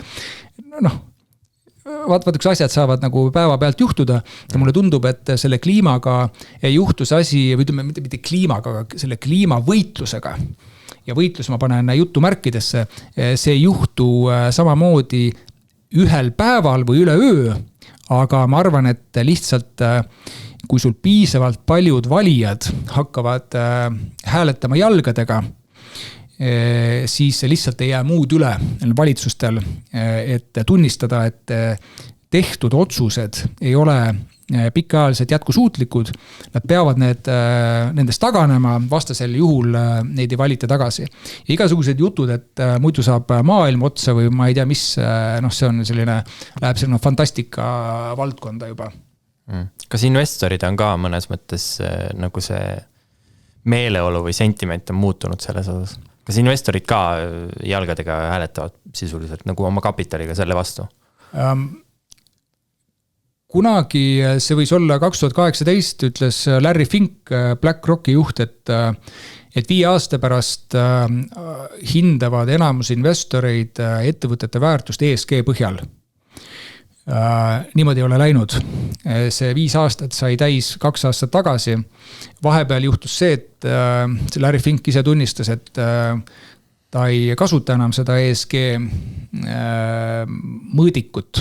Mis see ESG on võib-olla? ESG tähendab Environment, Social Governance. Sinna läheb siis see kliima teema ka sisse. Jah, aga ma ütlen, et see on selline pikem teema võib-olla, aga kui me vaatame nagu eraldi seisvana, et sisuliselt ta üritab siis mõõta, kuidas ettevõtte oma tegevusega siis suhtub erinevatesse kliimaküsimustesse, ma ei tea, milline on selle ettevõtte jalajälg, kui palju ta kasutab vett, eks ole, milline on reostus ja nii edasi.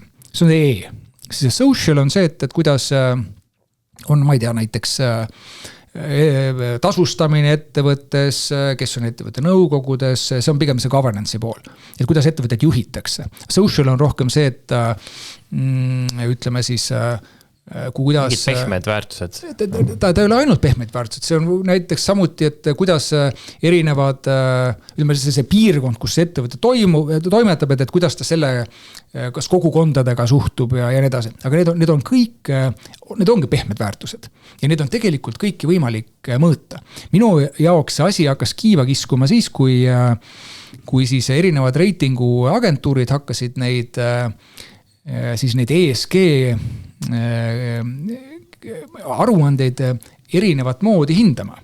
Ehk et tekkis selline siis motivatsioon saada paremaid hindeid. No ma toon sellise näite, et kui sa näiteks sinu keskkonna jalajälg oli kuidagi kehv, siis sa said oma seda ESG skoori kergitada niimoodi, et panid endale väga sellise mitmekesise nõukogu, kus olid siis esindatud näiteks vähemused. Ja siis me sealt nägime eriti Ameerikas sellist seda DEI ehk Diversity, Equity, Inclusion suurt pealetungi. Ja siis omakorda kogu see woke kultuur kasutas seda siis hoogsalt ära, et mida mitmekesisem. Siis me nägime näiteks ju seda, et kuidas mees pani endale kleidi selga ja ütles, et tema kohta peab nüüd ütlema proua. Ja kes ei ütle tema kohta proua, eks ole, siis tema oli paha. Ja noh, me võime siin nalja teha, aga see kõik sisuliselt üleöö kadus jällegi, kui valiti uus president. Kanadas vist jõudis see isegi seadusandlusesse, ma ei mäleta, Jordan Peterson vähemalt sai kuulsaks sellega, et selle vastu võitles oligi see, et sa pead kutsuma mingisuguse, noh, selle identiteedi järgi seda inimest, et kuidas tema ennast identifitseerib. Väga tore, et me see päris siia veel ei jõudnud, küll aga ma mäletan üks väljaanne kirjutas Eestis sel teemal, ma mäletan, sellele oli ka mingisugune erinev või eriline sõnaga, et kui inimene peab ennast mingiks loomaks, et siis oli võetud mingid noored, kes ütlesid, et nemad on kassid. Et see on kõik ju läbi või ahvitud siis kuskilt teisest riigist, eks ole, et mingisugune totaalne veidrus, eks ole, aga mida peab aktsepteerima. See on sama, vaata, et kui sa oled mingisugune mingi mees ütled, et aga ma olen naine, eks ole, ja ma nüüd otsustan, et ma hakkan käima naiste duširuumis peale trenni ennast pesemas. See on ju, oli täiesti normaalne käitumine või seda peeti vähemalt meediat jälgides normaalseks käitumiseks nii Ameerikas kui paljudes Euroopa riikides, et selles mõttes ma ütlen, et jumal tänatud, et selline terve mõistus koju tagasi tuli. Aga jah, me jõudsime hästi, ma ei tea, kus me siia juba jõudsime, aga sest ESG-st, et ma arvan, et niimoodi eraldi vaadates kõik nad tunduvad mõistlikud, aga kohe, kui sa hakkad seda ära kasutama selleks, et mingit ideoloogiat peale suruda, kus selline tavaline turumajanduslik tegevus ja ütleme siis klassikaline kasumine teenimine just nagu pole üldse enam oluline. Ma arvan, ükski ettevõte ei ütle seda, et nad ei taha, et nende nõukogud või juhatused koosneksid parimatest inimestest. Mitte ükski ettevõte, keda mina tean, niimoodi ei mõtle. Aga vaatamata sellele peeti oluliseks, et keegi peab ütlema ette, et vaat, milline see kompositsioon peaks olema, kellest ta peaks koosnema.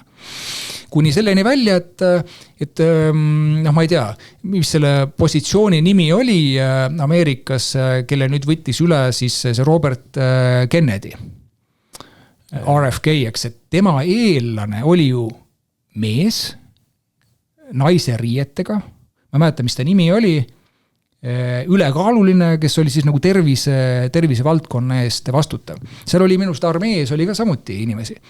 Et kui sa palkad inimesi väga olulistele töökohtadele, mitte selle järgi, kas ta on pädev, vaid selle järgi, kas ta vastab mingisugusele ideoloogilise suunitlusele, sellest ei tule mitte midagi head. Ja mul on hea meel, et see eksperiment vähemalt ajutiselt on laua pealt maas. Ma arvan, et seda enam tagasi ei pööra ka, et ma loodan, aga kultuurilised muutused on lihtsalt sellised, et kui ma ise vaatan seda nagu laiemas kontekstis, siis tundub, et see vasakule ja paremale nii-öelda, kui me saame üldse siis skaalat vaadata, see kõikumine toimub nagu aastakümnete vältel niimoodi, et ta käib edasi-tagasi mõnes mõttes.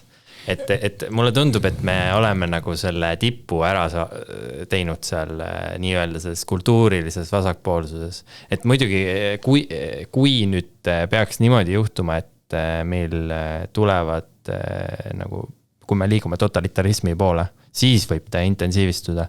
Aga ma ei usu, et kui me totalitarismi ei tule, siis ma arvan, et me liigume ikkagi teises suunas praegu. No jaa, aga võib-olla, ma mõtlen, ma ei oleks elu sees ette kujutanud, kui ma lõpetasin näiteks keskkooli või isegi ülikooli, et ma näen sellist olukorda, kus haridusminister ütleb, et see on täitsa normaalne, et sul on õpikutes räägitakse, et sugused on rohkem kui 2, et see on, ma ei saa siiamaani aru sellest, et kuidas on võimalik, et sa võtad mingisuguse või mingisugused teemad, millel on reaalsusega väga vähe ühist. Ja siis sa saad sinna taha mingisuguse meedia või ma ei tea, mingisuguse üldsuse toe. ja siis see hakkab kuidagi oma elu elama ja siis need, kes ütlevad, et kuulge, see on täielik lollus on ju, siis need põhimõtteliselt kleebitakse neil suud kinni, et see on kummaline. Ja see, kuidas nad põhjendavad, see on see, et mis selle nagu kõige point on see, et nad väidavad, et suu on sotsiaalne konstruktsioon, eks ole. Et ta ei ole nagu midagi, mis on looduse poolt määratud, et see on peamiselt sotsiaalne konstruktsioon. Ja siis selle lahenduseks siis luuakse 100 veel sotsiaalset konstruktsiooni sinna peale, et võimalikult keerukalt seda kirjeldada nähtust nimega inimene. Kuule, anna andeks, aga kui ma oleks siia sisse tulnud, ütlen, et Mait, et ma olen kass, et pane mulle siia liivakast on ju, et kui ma tahan see on absurdne. Kuskile peaks tõmbama nagu sellise, ütleme, et see on terve mõistus ja see on ütleme, ta läheb sellest natukene eemale, on ju. Ja see, nagu vaadata Oswald Spengleri kontekstis, tema räägib sellest õhtumaade allakäigust, et sul ongi kultuurilised tsüklid on nagu, et see kristlik kultuur ongi oma nagu allakäigu faasis ja see tipp oli seal 17-18 sajand kristlikul kultuuril. Ja nüüd on allakäigu faasis, nüüd viimased 100 aastat olnud siin maailmasõjad ja kogu see ideoloogia, millest me praegu rääkisime just, kogu see ideoloogia iseloomustabki sellise kultuurilise tsükli lõppu või ühiskonna või tsivilisatsiooni allakäigu lõppu või sellist lõpufaasi põhimõtteliselt. Seoses sellega ma ei tea, mis küsimused sul veel on või mingid teemad, aga seoses selle tsivilisatsiooniga ma olen viimasel ajal mõelnud, et võttes selle konkurentsi teema või konkurentsivõime teema, et kui ma nüüd peaksin ennustama, me natukene tegelikult rääkisime sellest, et tõenäoliselt see kliimaneutraalsuse kava keeratakse tagasi. Meil peaminister, õigemini siis, kui Kristen Michal oli veel kliimaminister, siis ta rääkis, et taastuvenergia toob meile odavama elektri hinna ja puhtama looduse ja puhtama südametunnistuse. Et see on hästi selline huvitav konstruktsioon, et see südametunnistus on hästi selline, tema võib-olla mingisugune selline isiklik teema, aga ei tooda soodsamat elektrihinda, ei tooda puhtamat loodust. Ja see nüüd ei ole kuidagi öeldud sellest, et ma olen taastuvenergia vastane, aga ma olen ikkagi üritanud ennast harida sel teemal. Ja ma saan aru, et kui ministrid, eks ole, neil ei olegi aega minna süvitsi, aga ma eeldaksin, et neil on nõuandjad, kes annavad nõu, et mismoodi üles ehitada riigi siis energiasüsteemi, siis meil ei ole võimalik või kui keegi ütleb, et on, siis palun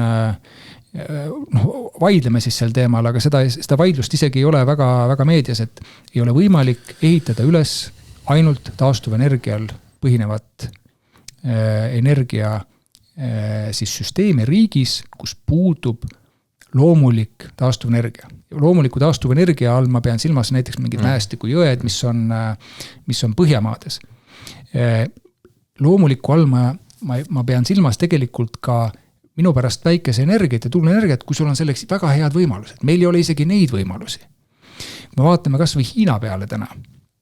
Miks ta ehitab neid söeelektrijaamu oma või lisaks taastuvenergiale? Maailmas kõige rohkem on see tõttu, et ta ei saa sõltuda ainult taastuvenergiast. Et kogu see nagu mõtlemine, et meil on mingisugune energia üleminek, seda üleminekut ei toimu. Meil ei toimu üleminekut nii-öelda fossiilkütustelt taastuvenergiale. Meil toimub võib-olla selle taastuvenergia lisamine on ju, nendele teistele energiakandjatele. Sütt lihtsalt Hiinas jagub. Kui seal oleks midagi muud, siis nad ehitaks midagi muud. Meil on ainult põlevkivi. Ja jumala eest nüüd ei tasu mõelda, et ma olen taastuvenergia vastane ja ma ütlen, et me peaksime minema ainult põlevkivi peale, aga me peaksime aru saama riigina, millised on meie eelised, kasutama neid eeliseid, mitte võtma mingisuguse jälle mingi ideoloogia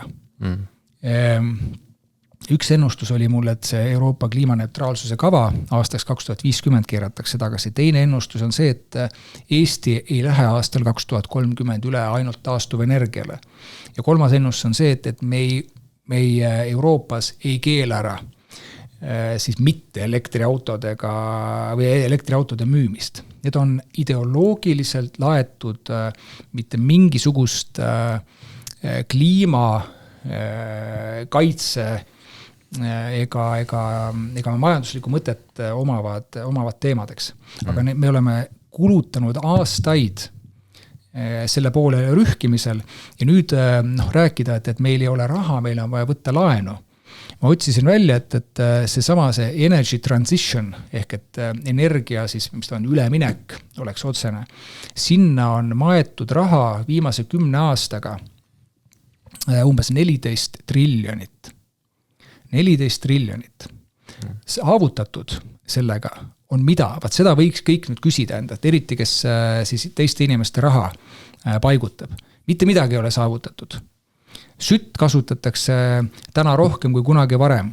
Puitu kasutatakse täna rohkem kui näiteks tuumaenergiat. Temperatuur, see on olnud selline suur teema, ei ole kuidagi muutunud tänu sellele, et on 14 triljonit raha huugama pannud. Et tasuks mõelda need prioriteedid enda jaoks läbi ja tegeleda jõukohaste asjadega. Eelmine kord me rääkisime pikalt sellest, ma ei hakka rohkem sellest peatuma, et kui palju moodustab, eks ole, Euroopa ja Ameerika mingisugune CO2 kogu maailmas, see on vähem kui veerand.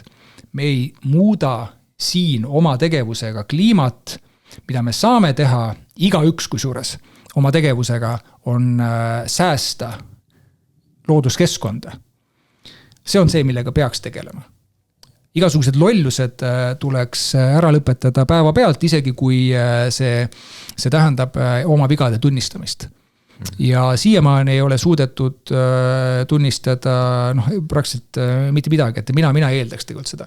Et kui mul endal ei ole aega süveneda, siis ma peaks enda ümber koguma inimesed, eks ole, kellel on olnud aega süveneda. See ei ole väga keeruline omada sellist funktsionaalset lugemisoskust, kriitilist mõtlemist ja tervet mõistust. Me saame kohe aru, eks ole, millega on vaja tegeleda ja millega mitte.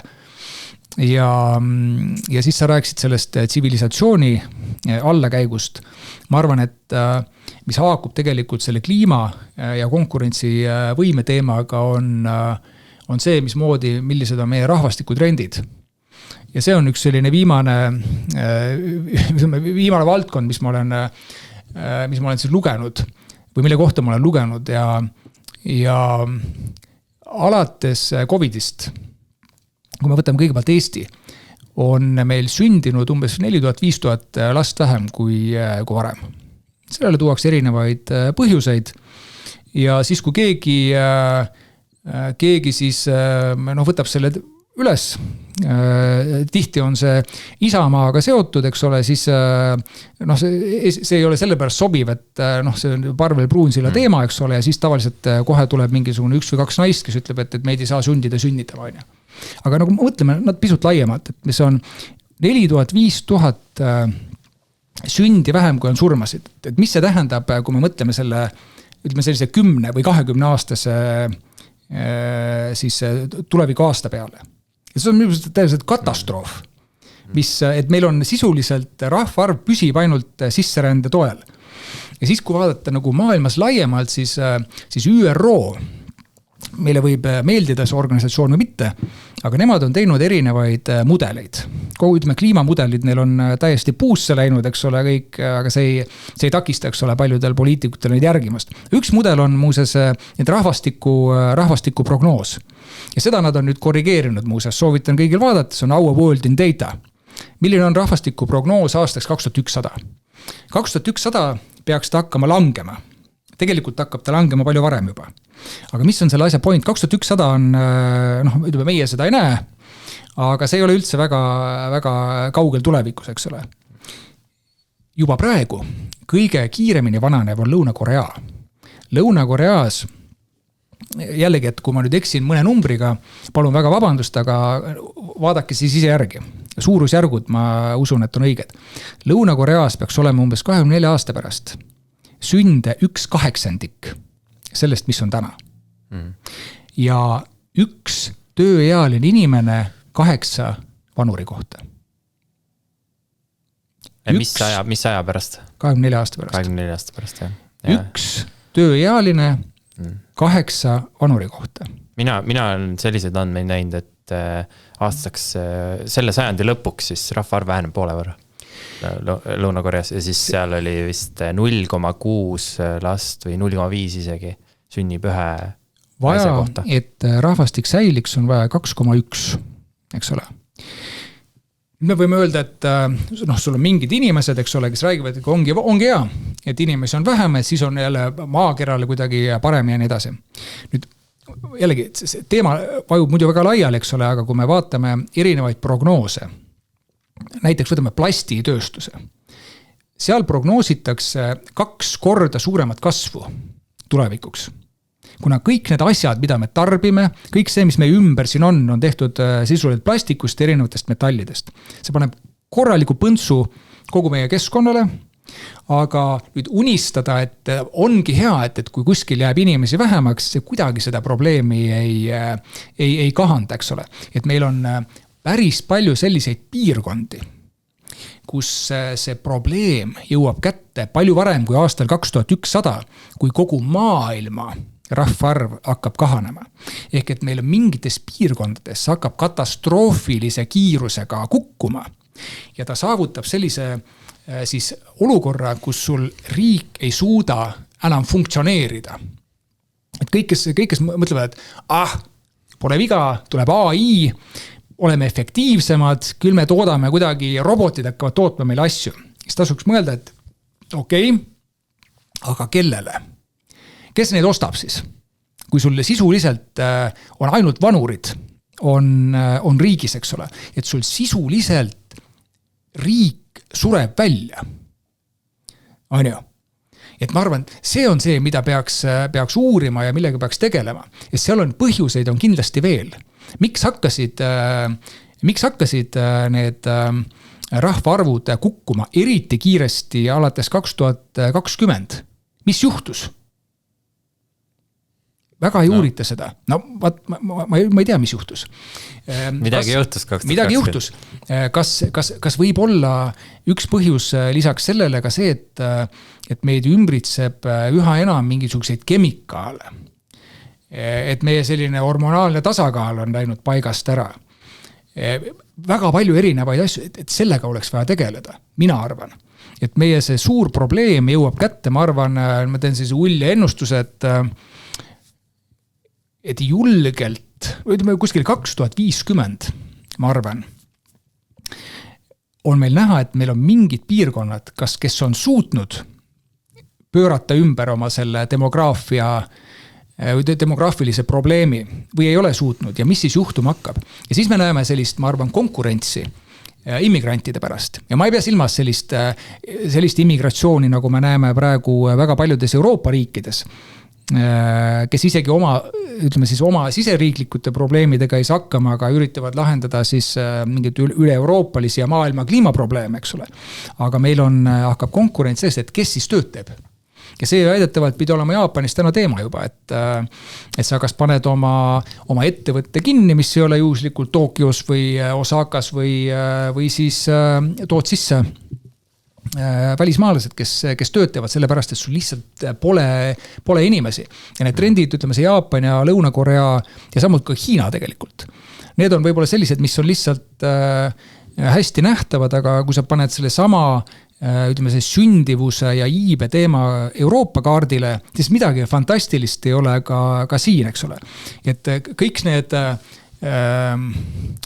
minu meelest Bill Gates isegi on rääkinud sellest, et probleem on see, et inimesi on liiga palju. Ja Kersti Kaljulaid ütles, et maa põeb haigust nii väga inimene, kes emiteerib CO2. Et need on kõik sellised, need on inimvaenulikud ütlused esiteks ja teiseks, kui inimesi pole,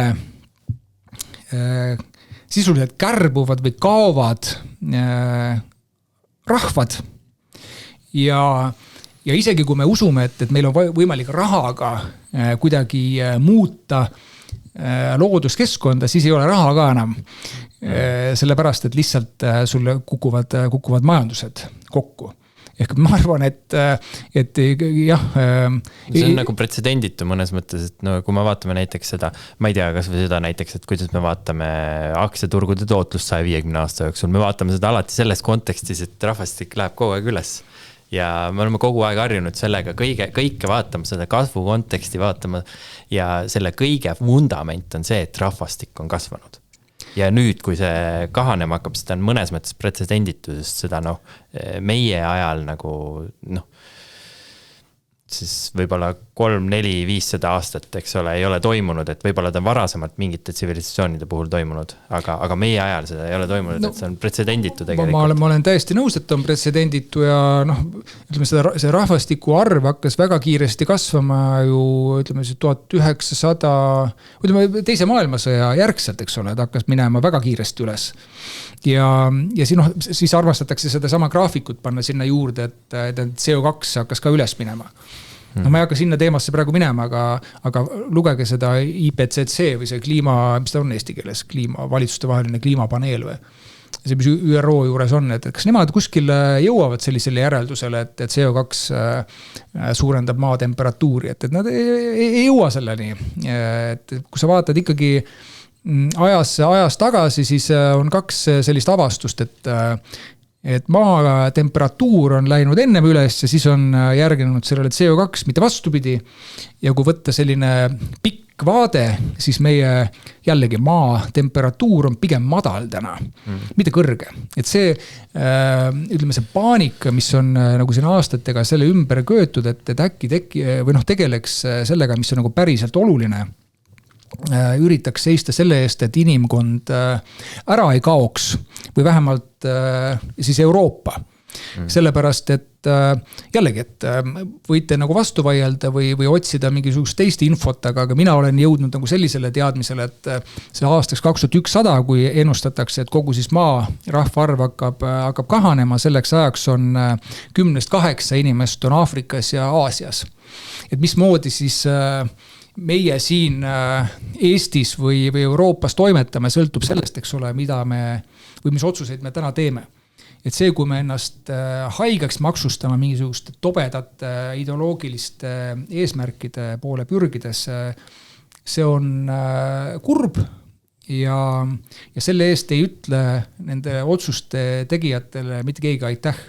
Isegi kui nad ise seda usuvad, et soovitan natukene lihtsalt analüüsida neid nagu päriselt olulisi trende. Kui minna selle Eesti juurde tagasi, et ma ei tea, mina ei ole mingi energeetika ekspert, eks ole. Nii palju, kui ma natuke olen saateid kuulanud ja lugenud ja siit sealt, et mis see nagu oluline on, ma saan sellest teemast niimoodi aru, et põhimõtteliselt tahetakse minna täielikult taastuvenergiale üle, põlevkivi täielikult sulgeda. Ja taastuvenergia puhul on probleem see, et sa ei saa seda nagu võimsust vist siis hoida nagu piisaval tasemel, seepärast, et sa sõltud tuuleenergiast ja päikeseenergiast, aga põlevkivi saab kogu aeg nagu põletada. Ja mul on alati tundunud nagu kõige loogilisem lahendus, et teeme siis mõlemat. Väga raske on sulle vastu vaielda midagi.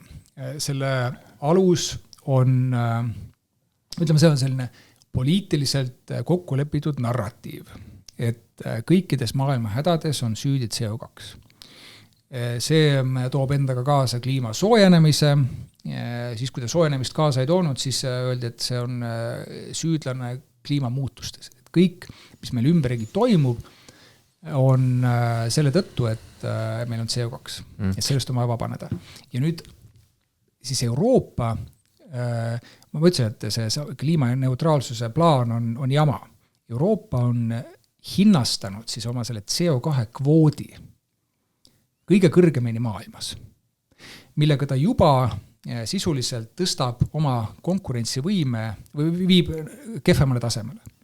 Nii, miks sa ütled, et peaks olema mõlemat? Ma ei ütle, et mida peab kasutama selleks, et energiat toota. Ma ütlen seda, et iga riik teeb seda, millised on need võimalused. Taastuvenergiat nähakse lahendusena. Ja siis öeldakse, et see taastuvenergia on tuul, on päike ja salvestus. Täna ei ole võimalik salvestada tuult ja päikest. Ja nii lihtne ongi, et see ongi see probleem, et miks ma ütlen, et see on utoopiline plaan. Kui need võimalused on olemas, teeme seda siis. Ärme tee seda praegu, kui meil ei ole võimalik, nagu kilplased kogusid kunagi kotiga päikest, mäletad? Päike hakkas loojuma, sa läksid kotiga sinna alla, püüdsid kinni ja siis viisid majja. See on umbes sama hea. Meil ei ole võimalik täna salvestada seda, sellepärast, et neid tehnoloogiad ei ole olemas. Kui need tehnoloogiad mõeldakse välja, siis teeme seda. Ma arvan, et päikese, või sellistes piirkondades, kus päike paistab, on väga hea mõte ehitada päikesepark ja saada sealt energiat. Piirkondades, mis on näiteks mägised või kus on tõesti väga palju tuult, võib-olla see on väga hea mõte. Meil on praegu väga kõrge energia hind selle tõttu, et ei puhu tuul. Mul on väga raske aru saada, kui kliimaminister ütleb, et taastuvenergia toob meile soodsama energia hinna ja selleks on vaja meil rohkem tuuleparke. Kui tuult pole, kuidas on rohkem tuulikuid parem? Ja ma ei taha öelda, et taastuvenergia veel kord on halb variant, aga meil peab olema tagatud energia julgeolek. Meil peab olema konkurentsivõimeline energia hind. See, et Euroopa tasandil on mängitud ennast nurka selle CO2 kvoodiga, see on võimalik tagasi keerata. Kas sinna kõrvale tuleb tuumaenergia, söeenergia, mis iganes? Erinevad riigid on astunud erinevaid samme. Ja me peaksime seda vaatama nagu kuidagi kogumis, et mis meil on jõukohane, mis on võimalik ja millised on siis need keskkonna või mõjud keskkonnale. Et ma ei näe praegu, et me peaksime mängima ennast nurka nii Eesti rahvana kui Euroopana tervikuna lihtsalt selle tõttu, et keegi võttis endale mingisuguse ideoloogilise plaani. Eestis nüüd sotsid visati majandusest välja, et see küüniline küsimus, et kas nüüd lähevad Eestis asjad paremaks? See juhtus eile, eks ole? Vist jah. Või täna või ma ei tea. Eile hommikul vist või üleeile isegi või? Jah. Ma ei tahakski seda kommenteerida. Ma ei täpselt ei tea, et meil on... No ettevõtete tulumaksu ei tule? Nõus. Mõtleme, et kes tegi võimsa tulemuse valimistel ja kui palju Reformierakonnal on kohti... 39. 39, jah. No praeguse toetuse juures nad saaks umbes 13 kohta või 14 kohta.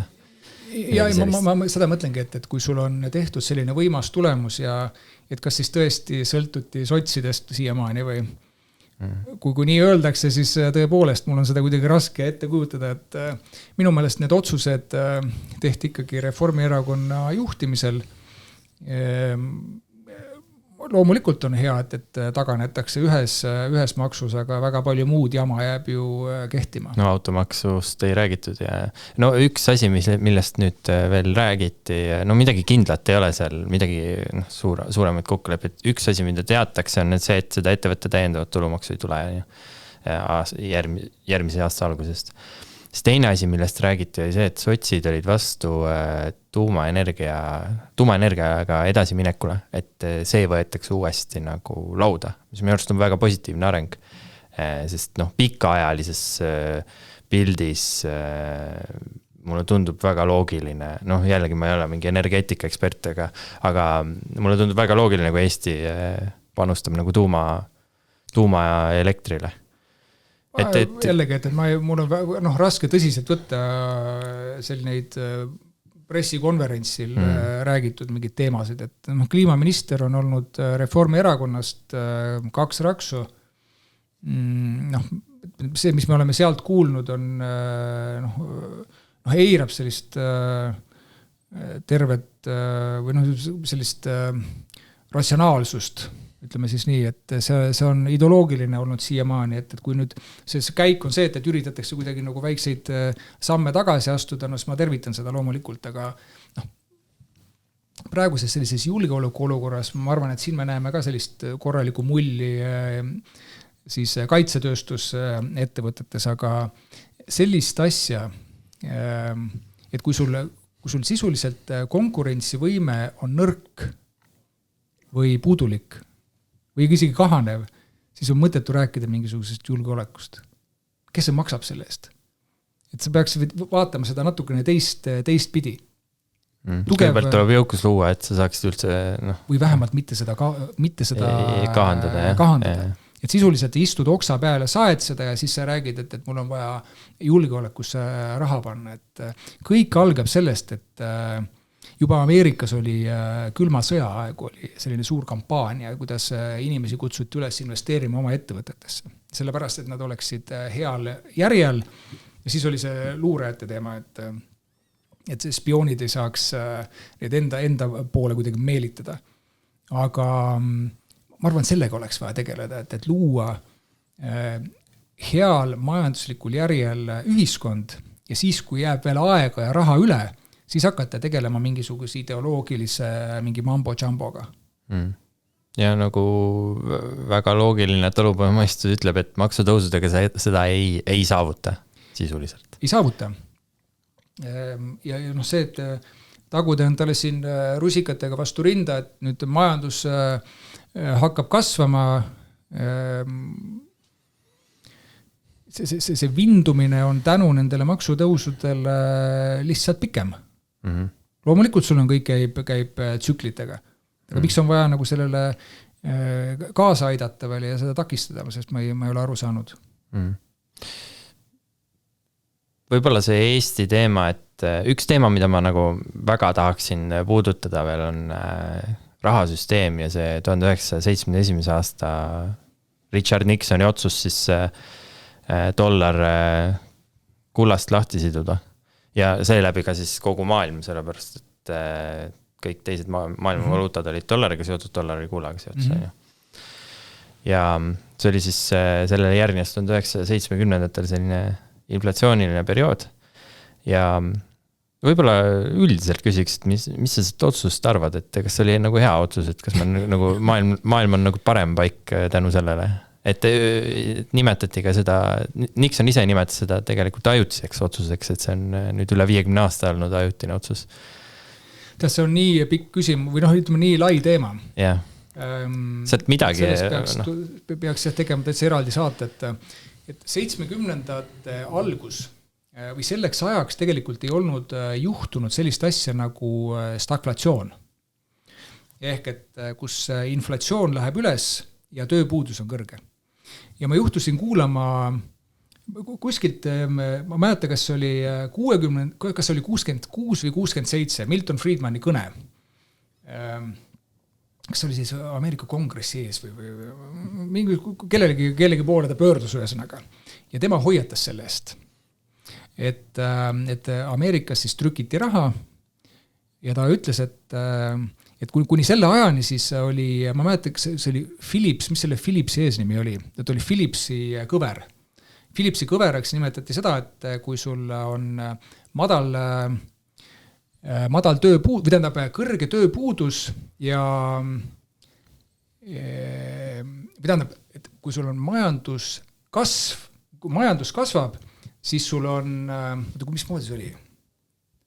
Mida ta panin nende see kirja, et ta oli Bill Phillips, et sul oli korrelatsioon oli tööpuuduse ja siis palgakasvu osas, et sul oli kõrge inflatsioon ja madal tööpuudus. Ja siis Milton Friedman ütles, et see kehtib ainult lühiajaliselt. Et kui sul valitsus käitub siis vastutustundetult, siis inflatsioon läheb üles, aga samamoodi see siis majandus kasvule mõjub halvasti. Ja 70-ndate alguses siis seda nähtigi. Et varasemalt seda polnud olnud. Ja siis 73 ja 74 oli siis börsikrahh Ameerikas, mis samuti läks üle maailma laiali. Ja sellest ajast saadik tegelikult me olemegi näinud seda, et on trükitud raha, majandus justkui on kasvanud, aga on tekkinud palju juurde ka selliseid mullistumisi. Et nüüd öelda, et kas see oli hea või halb, ma ei tea, mis see oleks alternatiiv, et ühed ütlevad, et oleks majandusel lihtsalt kasvanud aeglasemalt, et mingisugused plaane oleks olnud raskem teha, teised ütlevad, et sul oleks sellist mingisugune tagatud või millegagi tagatud valuuta oleks ära hoidnud paljusid siis mullistumisi. Nagu me nägime 2008, nagu me nägime nüüd koroona ajal, et sul sisuliselt puudub kontroll selle üle, mida on võimalik keskpangal siis teha. No valitsustel ka tegelikult. Ta piirab ka valitsuste nagu võlgu võtmist. Ma seda mõtlengi, et kelle jaoks keskpank raha trükib, et valitsuse otsused. Et selles suhtes on jah, see on keeruline küsimus. Ma ju kujuta ette, et mis, sul on podcasti nimi on Kulla Standard, eks, et ma arvan, et kuni selle ajani, kas just 70-ndatel ja ka vähemalt 60-ndateni, see ikkagi näitas seda, et mis valuuta on tõsiselt võetav ja mis ei ole, ja ma arvan, et see dollar tegelikult on täna endiselt reservvaluuta, vaatamata sellele, mida on talle ette kuulutatud siin pikki aastaid juba, aga kindlasti ütleme selline ma ütleks, et pretsedenditu võlakoorma kasv, nagu on USA-s täna näha, ma arvan, seda ei oleks juhtunud, kui raha oleks olnud tagatud. Viimati ma vaatasin, oli see nii kõrge SKT-sse teise maailmasõja ajal.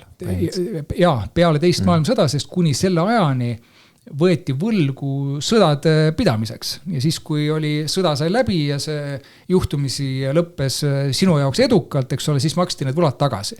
Näiteks mul oli jäänud meelde, et see võlatase oli 120% oli SKT-st peale teist maailmasõda ja siis 20 aastaga vähenes see 40%. Ja kuidas see tehti siis, et sul olid sellised finants siis selline inseneeria, et sul hoiti intresse natukene madalamal keskpanga poolt, kui oli inflatsioon, kusjuures kumbki ei olnud selline käest ära läinud inflatsioon, nagu me nägime siin Eestis mõni aasta tagasi. Et see ei seganud igapäevaelu ja tänu sellele, et inflatsioon oli natukene kõrgem, siis see võlg justkui sulas ära ja ka see uus võlg, mida võeti peale, seda oli lihtsam tagasi maksta, et 120-lt 40%. Ja mulle tundub, et kui sa vaatad riikide vaates täna, siis see inflatsioon ei ole ju, või ütleme, vaatame see valitsuse vaates, inflatsioon ei ole ju iseenesest väga halb. Ta on halb siis, kui ta hakkab mõjutama igapäevaelu niimoodi, et inimesed ei saa endaga hästi hakkama. Ja ma arvan, Eestis see juba on saavutanud sellise taseme, et meil on inflatsioon ikkagi väga kõrge. Võime muidugi ennast nagu lohutada, et mujal võib-olla on veel hullem mõnes riigis, aga meil on ta liiga kõrge. Meil on läinud elu...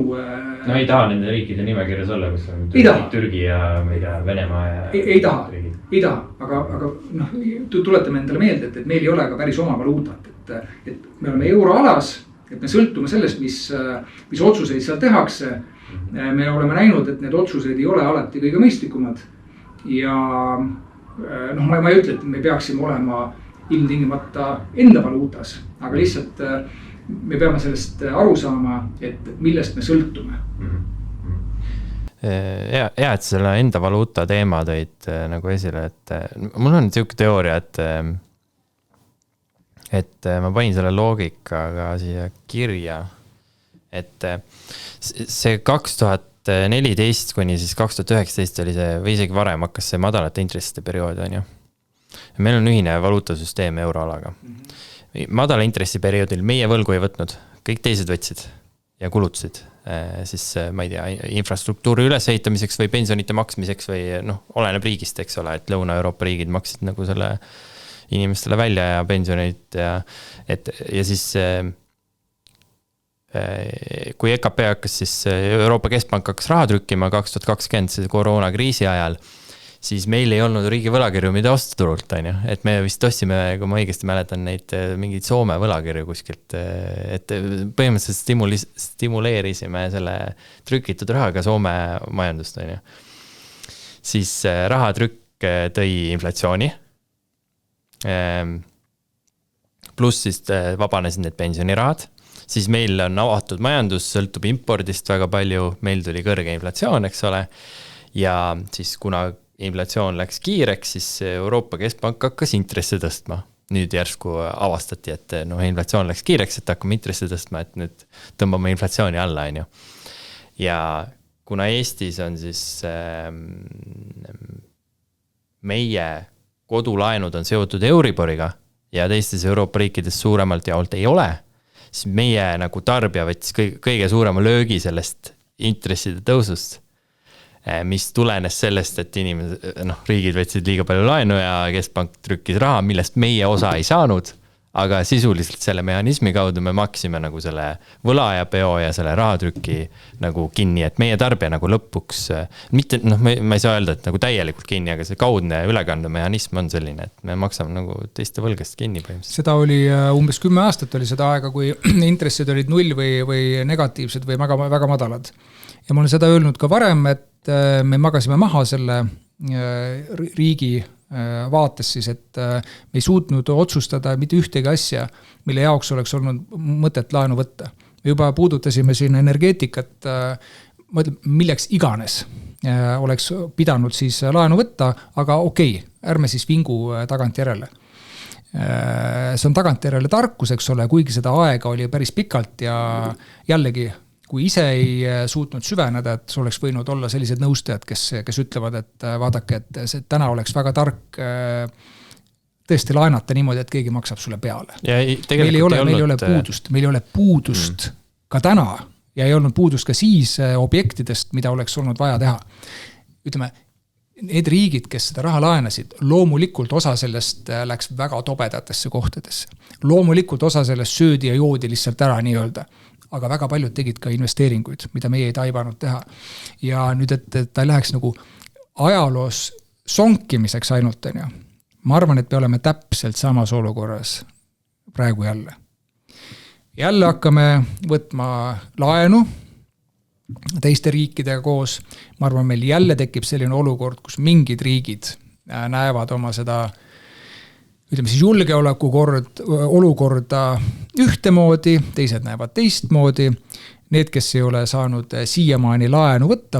Ma arvan, et näiteks see, et me nüüd jätsime ära selle ettevõtete tulumaksu, see on otseselt seotud sellest Euroopa eelarvereeglite lõdvendamisest. Ja ma arvan, et oht on jälle see, et osa raha läheb täiesti suvalistesse kohtadesse selle asemel, et minna investeeringuteks. Ja mis see võib endaga samuti kaasa tuua, on see, et juba täna, eks ole, me rääkisime sellest Saksa 10-aastase võlakirja liikumisest.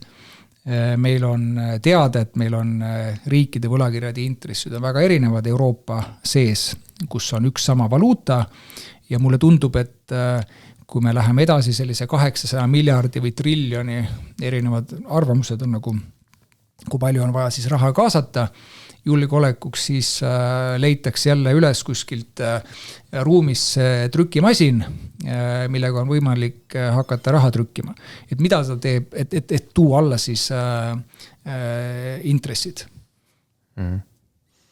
Jah, mis puudutab seda valuutat, siis oletame, et meil oleks olnud ujuva kursiga kroon. See, et automaatselt tekivad mingisugused probleemid, kui sul on ujuva kursiga kroon nii väikses majanduses nagu Eesti, eks ole. Aga oletame, et me oleks olnud, siis see mehhanism oleks niimoodi toiminud, et meil oleks valuuta tugevnenud märgatavalt euro suhtes. Selle tõttu, et me oleme eelarveliselt nii karmid ja ei võta riigi laenu ja ei trüki siin raha, eks ole, aga Euroopas trükitakse, siis meil oleks nagu selle võrra kurss olnud kõrgem. Meil oleks importkaubad odavamaks muutunud ja meil ei oleks kindlasti olnud Euroopa kõige kõrgem inflatsioon. See on nagu üpris kindlasti niimoodi. Minule vähemalt tundub niimoodi, et kui ma lihtsalt loogiliselt mõtlen selle peale. See on teoorias õige, et meil Eesti kroon oli samuti ju ka enne eurot oli sisuliselt seotud Saksa margaga. Et ma mäletan neid aegu, kui pidevalt oli ajakirjanduses räägiti, et millal Eesti kroon devalveeritakse ja siis meie majandusspetsialistid pidid selgitama, et miks seda ei ole vaja teha. Aga sellist, ma arvan, selliseid pingeid ja paanikat oleks oma jagu ikkagi. Ma ei oska seda sulle niimoodi vastata, et kas ütleme see netopositiivne oleks või milline see oleks. Pigem ma näen võib-olla selliseid plusse ja miinuseid mõlemal pool. Lihtsalt et on nagu on, et me oleme Euroopa Liidus ja me oleme Eurotsoonis, ma arvan, et mida me peame tegema on aru saama sellest, mida ühed või teised otsused meile tähendavad. Me oleme päris palju riigi tasandil vastu võtnud sõna otseses mõttes lolle otsuseid lihtsalt sellepärast, et Euroopas ka me oleme kirjutanud alla mingisugustele kokkulepetele, mis on meile otseselt kahjulikud. Ma pean silmas erinevaid kliimateemasid ja võiks tulevikus seda vältida. Võiks aru saada lihtsalt või sõnastada prioriteedid. Ütleme, sõnu teevad ju ministrid väga ilusaid.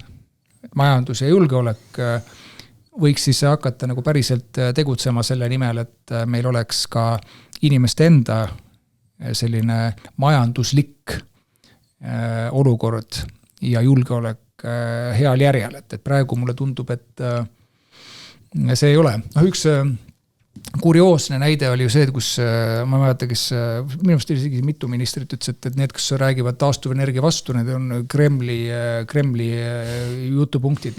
Millest me räägime, et meil on, pigem ma pööraks selle vastupidi, et kui me oleme konkurentsivõimelt jääme maha. Ükskõik, kuidas me seda hindame, et kas Eesti jääb maha, ütleme, Euroopa riikidest või siis Euroopa jääb maha Ameerikast, ma arvan, see on julgeoleku oht. Et seda oleks vaja vältida, mitte ajada mingisugust kägu. No, mis puudutab seda eurot, siis mina nagu tunnetuslikult ütleks, et võib-olla esimesed 8-9 aastat oli meile kasulik ja viimased 5 aastat pigem ei ole. Ta oleks olnud siis kasulik summa summarum, kui me oleks päriselt võtnud laenu madala intressiperioodil suure, ma ei tea, 40-50% SKP-st oleks laenu tasuma viinud. Ehitanud kõik taristu välja, 4-realiseks maanteed, kõik asjad oleks ära teinud, siis võib-olla oleks summaarselt positiivne, aga mulle tundub, et ühtses valuutaliidus on niimoodi, et teised rehepappi panevad ja sina ei pane, siis sina saad pihta. Et ülekandemehhanismid, siis sul ei ole valuutakurssi, mis seda tasandab. See on päris kindel, jah. See on päris kindel, et me saime pihta ja nüüd küsimus on, et mis me selle teadmisega teeme. See tõenäosus, et sellised eksperimendid jätkuvad, on suur. Küsimus on lihtsalt selles, et ütleme sellest ajast, kui me hakkasime nägema neid madalaid intresse, ma väidan, et Euroopa majandused on käinud alla. Euroopa konkurentsivõime on kahanenud. Meil on olnud aega tegeleda igasuguse jaburdusega. Seda woke'i me rääkisime, meil on mingid imelikud ideoloogilised agendad olnud.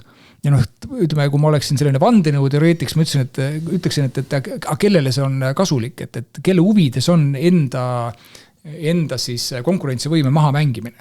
Aga tundub, et see on olnud väga hea mõte. Ja lihtsalt, kui me nüüd liigume olukorda, kus on reaalne julgeoleku oht, siis ma arvan, et see stardipositsioon on meil väga kehv, võrreldes sellega, mis ta oleks võinud olla. Et kas need investeeringud nüüd oleks läinud energeetikasse või kaitsevõime tugevdamisesse või kuskil infrastruktuuri, see ei omagi tähtsust. Küsimus on see, et neid on vaja teha ja nüüd me peame tegema neid positsioonis, kus me oleme lihtsalt nõrgemas olukorras ja rahaturud, millest me seda podcasti alustasime, annavad sellele oma hinnangu ja see hinnang väljendub selles, et nähakse meie riski kõrgemana ja selle eest me peame lihtsalt maksma sõna otseses mõttes täna. Mulle tundub, et kogu selle tsirkuse lõpetavadki lõpuks ära võlakirjaturg. Et kogu selle rohepöörde ja kõik need kulutamise ja kõik need eelarvete puudujäägid, et üle jõu elamine ja rahatrükk ja kõik. Ma arvan, et võlakirjaturg paneb punkti sellega, et surub lihtsalt intressid hästi kõrgele mingil hetkel. Niimoodi, et keskpank ei suuda ka seda enam kontrollida, et mis see, ma ei tea, Saksamaa 10-aastase või Prantsusmaa või Ühendkuningriigi või USA 10-aastase riigi võlakirja tootlus teeb. Kui ta läheb 10%-ni, siis ei ole seal muud varianti sul sa ei saa enam, kui sul on intressimaksed lähevad näiteks, kui sa pead refinantseerima, üle kirjutama kogu aeg see Ponzi skeem, et sa vanu võlgasid maksad uute võlgadega tagasi. Ei olegi võimalik. Mingil hetkel lihtsalt see intressimakse läheb nii kõrgeks, et kui me mõtleme USA peale, et 10% näiteks Volkeri ajal seal 80. alguses, siis kui viimati tõstati intressid hästi kõrgele, see oli vist 20% juures kuskil keskpanga baasintressimäär, et viimati kui me läheks 10% peale, siis ma olen välja arvutanud umbes, et teised eksperdid on ka neid arvutusi teinud, et kui praegu on see USA intressimaksed on 1,2 triljonit, on ju, annualiseeritult see on siis natuke peale 20% riigieelarve tuludest. Siis kui turg otsustab, et me tahame 10% saada, siis mis ta läheb seal mingi 2,5-3 triljoni peale. Suht kiiresti, sest enamus on lühiajaline laen, mida tuleb nagu üle kirjutada järgmise 2-3 aasta jooksul. Et suur osa sest riigivõlast. Mina näen seda nagu niimoodi, et lõpuks selle tsirkuse lõpetab turg ära. Turg otsustab, et niimoodi see ei tööta enam. Jah, sul on õigus, ma olen täiesti nõus sellega, aga mõtleme nüüd, et kes selle pulli kinni maksavad, eks ole, on tavalised inimesed. Ja, et see on, mida me oleme näinud, on maakeeli on see üle jõu elamine, siis on tehtud mingisugused poliitilised otsused, me oleme sellest täna rääkinud, mis on olnud kantud siis mingist ideoloogiast, on peetud vajalikuks sinna kulutada tohututes kogustes raha. Kontroll selle raha üle on olnud puudulik, nagu me näeme praegu seal Doge'i, Elon Muski siis kontrolliga. Ja see ei ole ainult Ameerikaks. Sama me näeme Euroopas, eks ole, et prioriteedid on olnud paigast ära ja see, et nüüd kas siis majandus hääbub, kahaneb või siis intressid lähevad üles või juhtub see kõik paralleelselt, siis selle kinni maksavad maksumaksjad läbi uute maksude, mida me näeme juba Eestis, eks ole, et ei ole võimalik muidu hakkama saada, või inflatsiooni või täiendava laenamise, kellel on veel mingit ruumi laenu võtteks. Et sa pead otsuseid tegema ja jällegi, et kui sul oleks olnud valuuta tagatud niimoodi, nagu ta oli 71. aastani. Muuseas, ma soovitan, keda huvitab, vaadake sellist saiti nagu, see peaks olema What the fuck happened in 1971, see VTF, eks. Seal on väga huvitavaid graafikuid on päris palju seal. Jah, et see on, võime öelda, et korrelatsioon ei tähenda põhjuslikku seost, eks ole alati, aga midagi see 71 ikkagi hakkas juhtuma ja hakkas kärisema. Ma tahan öelda, et me selliseid ütleme, võlakasvusid ei oleks näinud, kui oleks valuuta olnud kas või mingisuguse piirini tagatud, eks ole. Ja selliseid, ütleme, näpud hakkavad sügelema, lähme siis selle rahatrüki aparaadi juurde, et see ei oleks nii lihtsalt juhtunud lihtsalt. Ja kui sul ei ole mehhanisme, mis takistavad seda poliitikutel tegemast, siis nad niikuinii teevad seda lõpuks. See on nagu teada, et kui poliitikul on võimalus nagu kuskilt raha saada ja tal on võimalus seda raha nagu kasutada nii ilma, et ta peaks makse tõstma ja valijatele meele jätta ja siis ta hakkab seda kasutama. Et see minu arust tundub nagu selline nii poliitikas selline loodusseadus, et see juhtub lihtsalt mingil hetkel. Jah, küsimus ongi, et kui kaugele sellel lastakse minna, eks, et need triljonid, mida me siin üles lugesime, mida me siis nähaks, et oleks vaja siis investeerida kuskile energia või energeetika ülemineku programmidesse, kusjuures see 14 või 15 triljonit öeldakse, et seda on selgelt vähe, et oleks vaja kõvasti rohkem veel, et ma tõesti loodan, et terve mõistus võidab ja ütleme, seda raha, mida oleks vaja kuskil mujal, leitakse nendest programmidest, mis on siin oma elu hakanud elama viimasel ajal. Aga selle mõttega ongi hea saade, 2 tundi saab kohe täis. Palju teemasid jäi muidugi USA aktsiaturud ja kõik need, et need jäid täitsa praegu kajastamata. Aga võib-olla nendest saab mõnel muul korral rääkida. Et aitäh, et tulid saatesse. Ei, väga tore oli rääkida suga. Aitäh. Ja. Aitäh kõigile kuulajatele, vaatajatele ka. Ja näeme juba järgmises saates. Kõik head.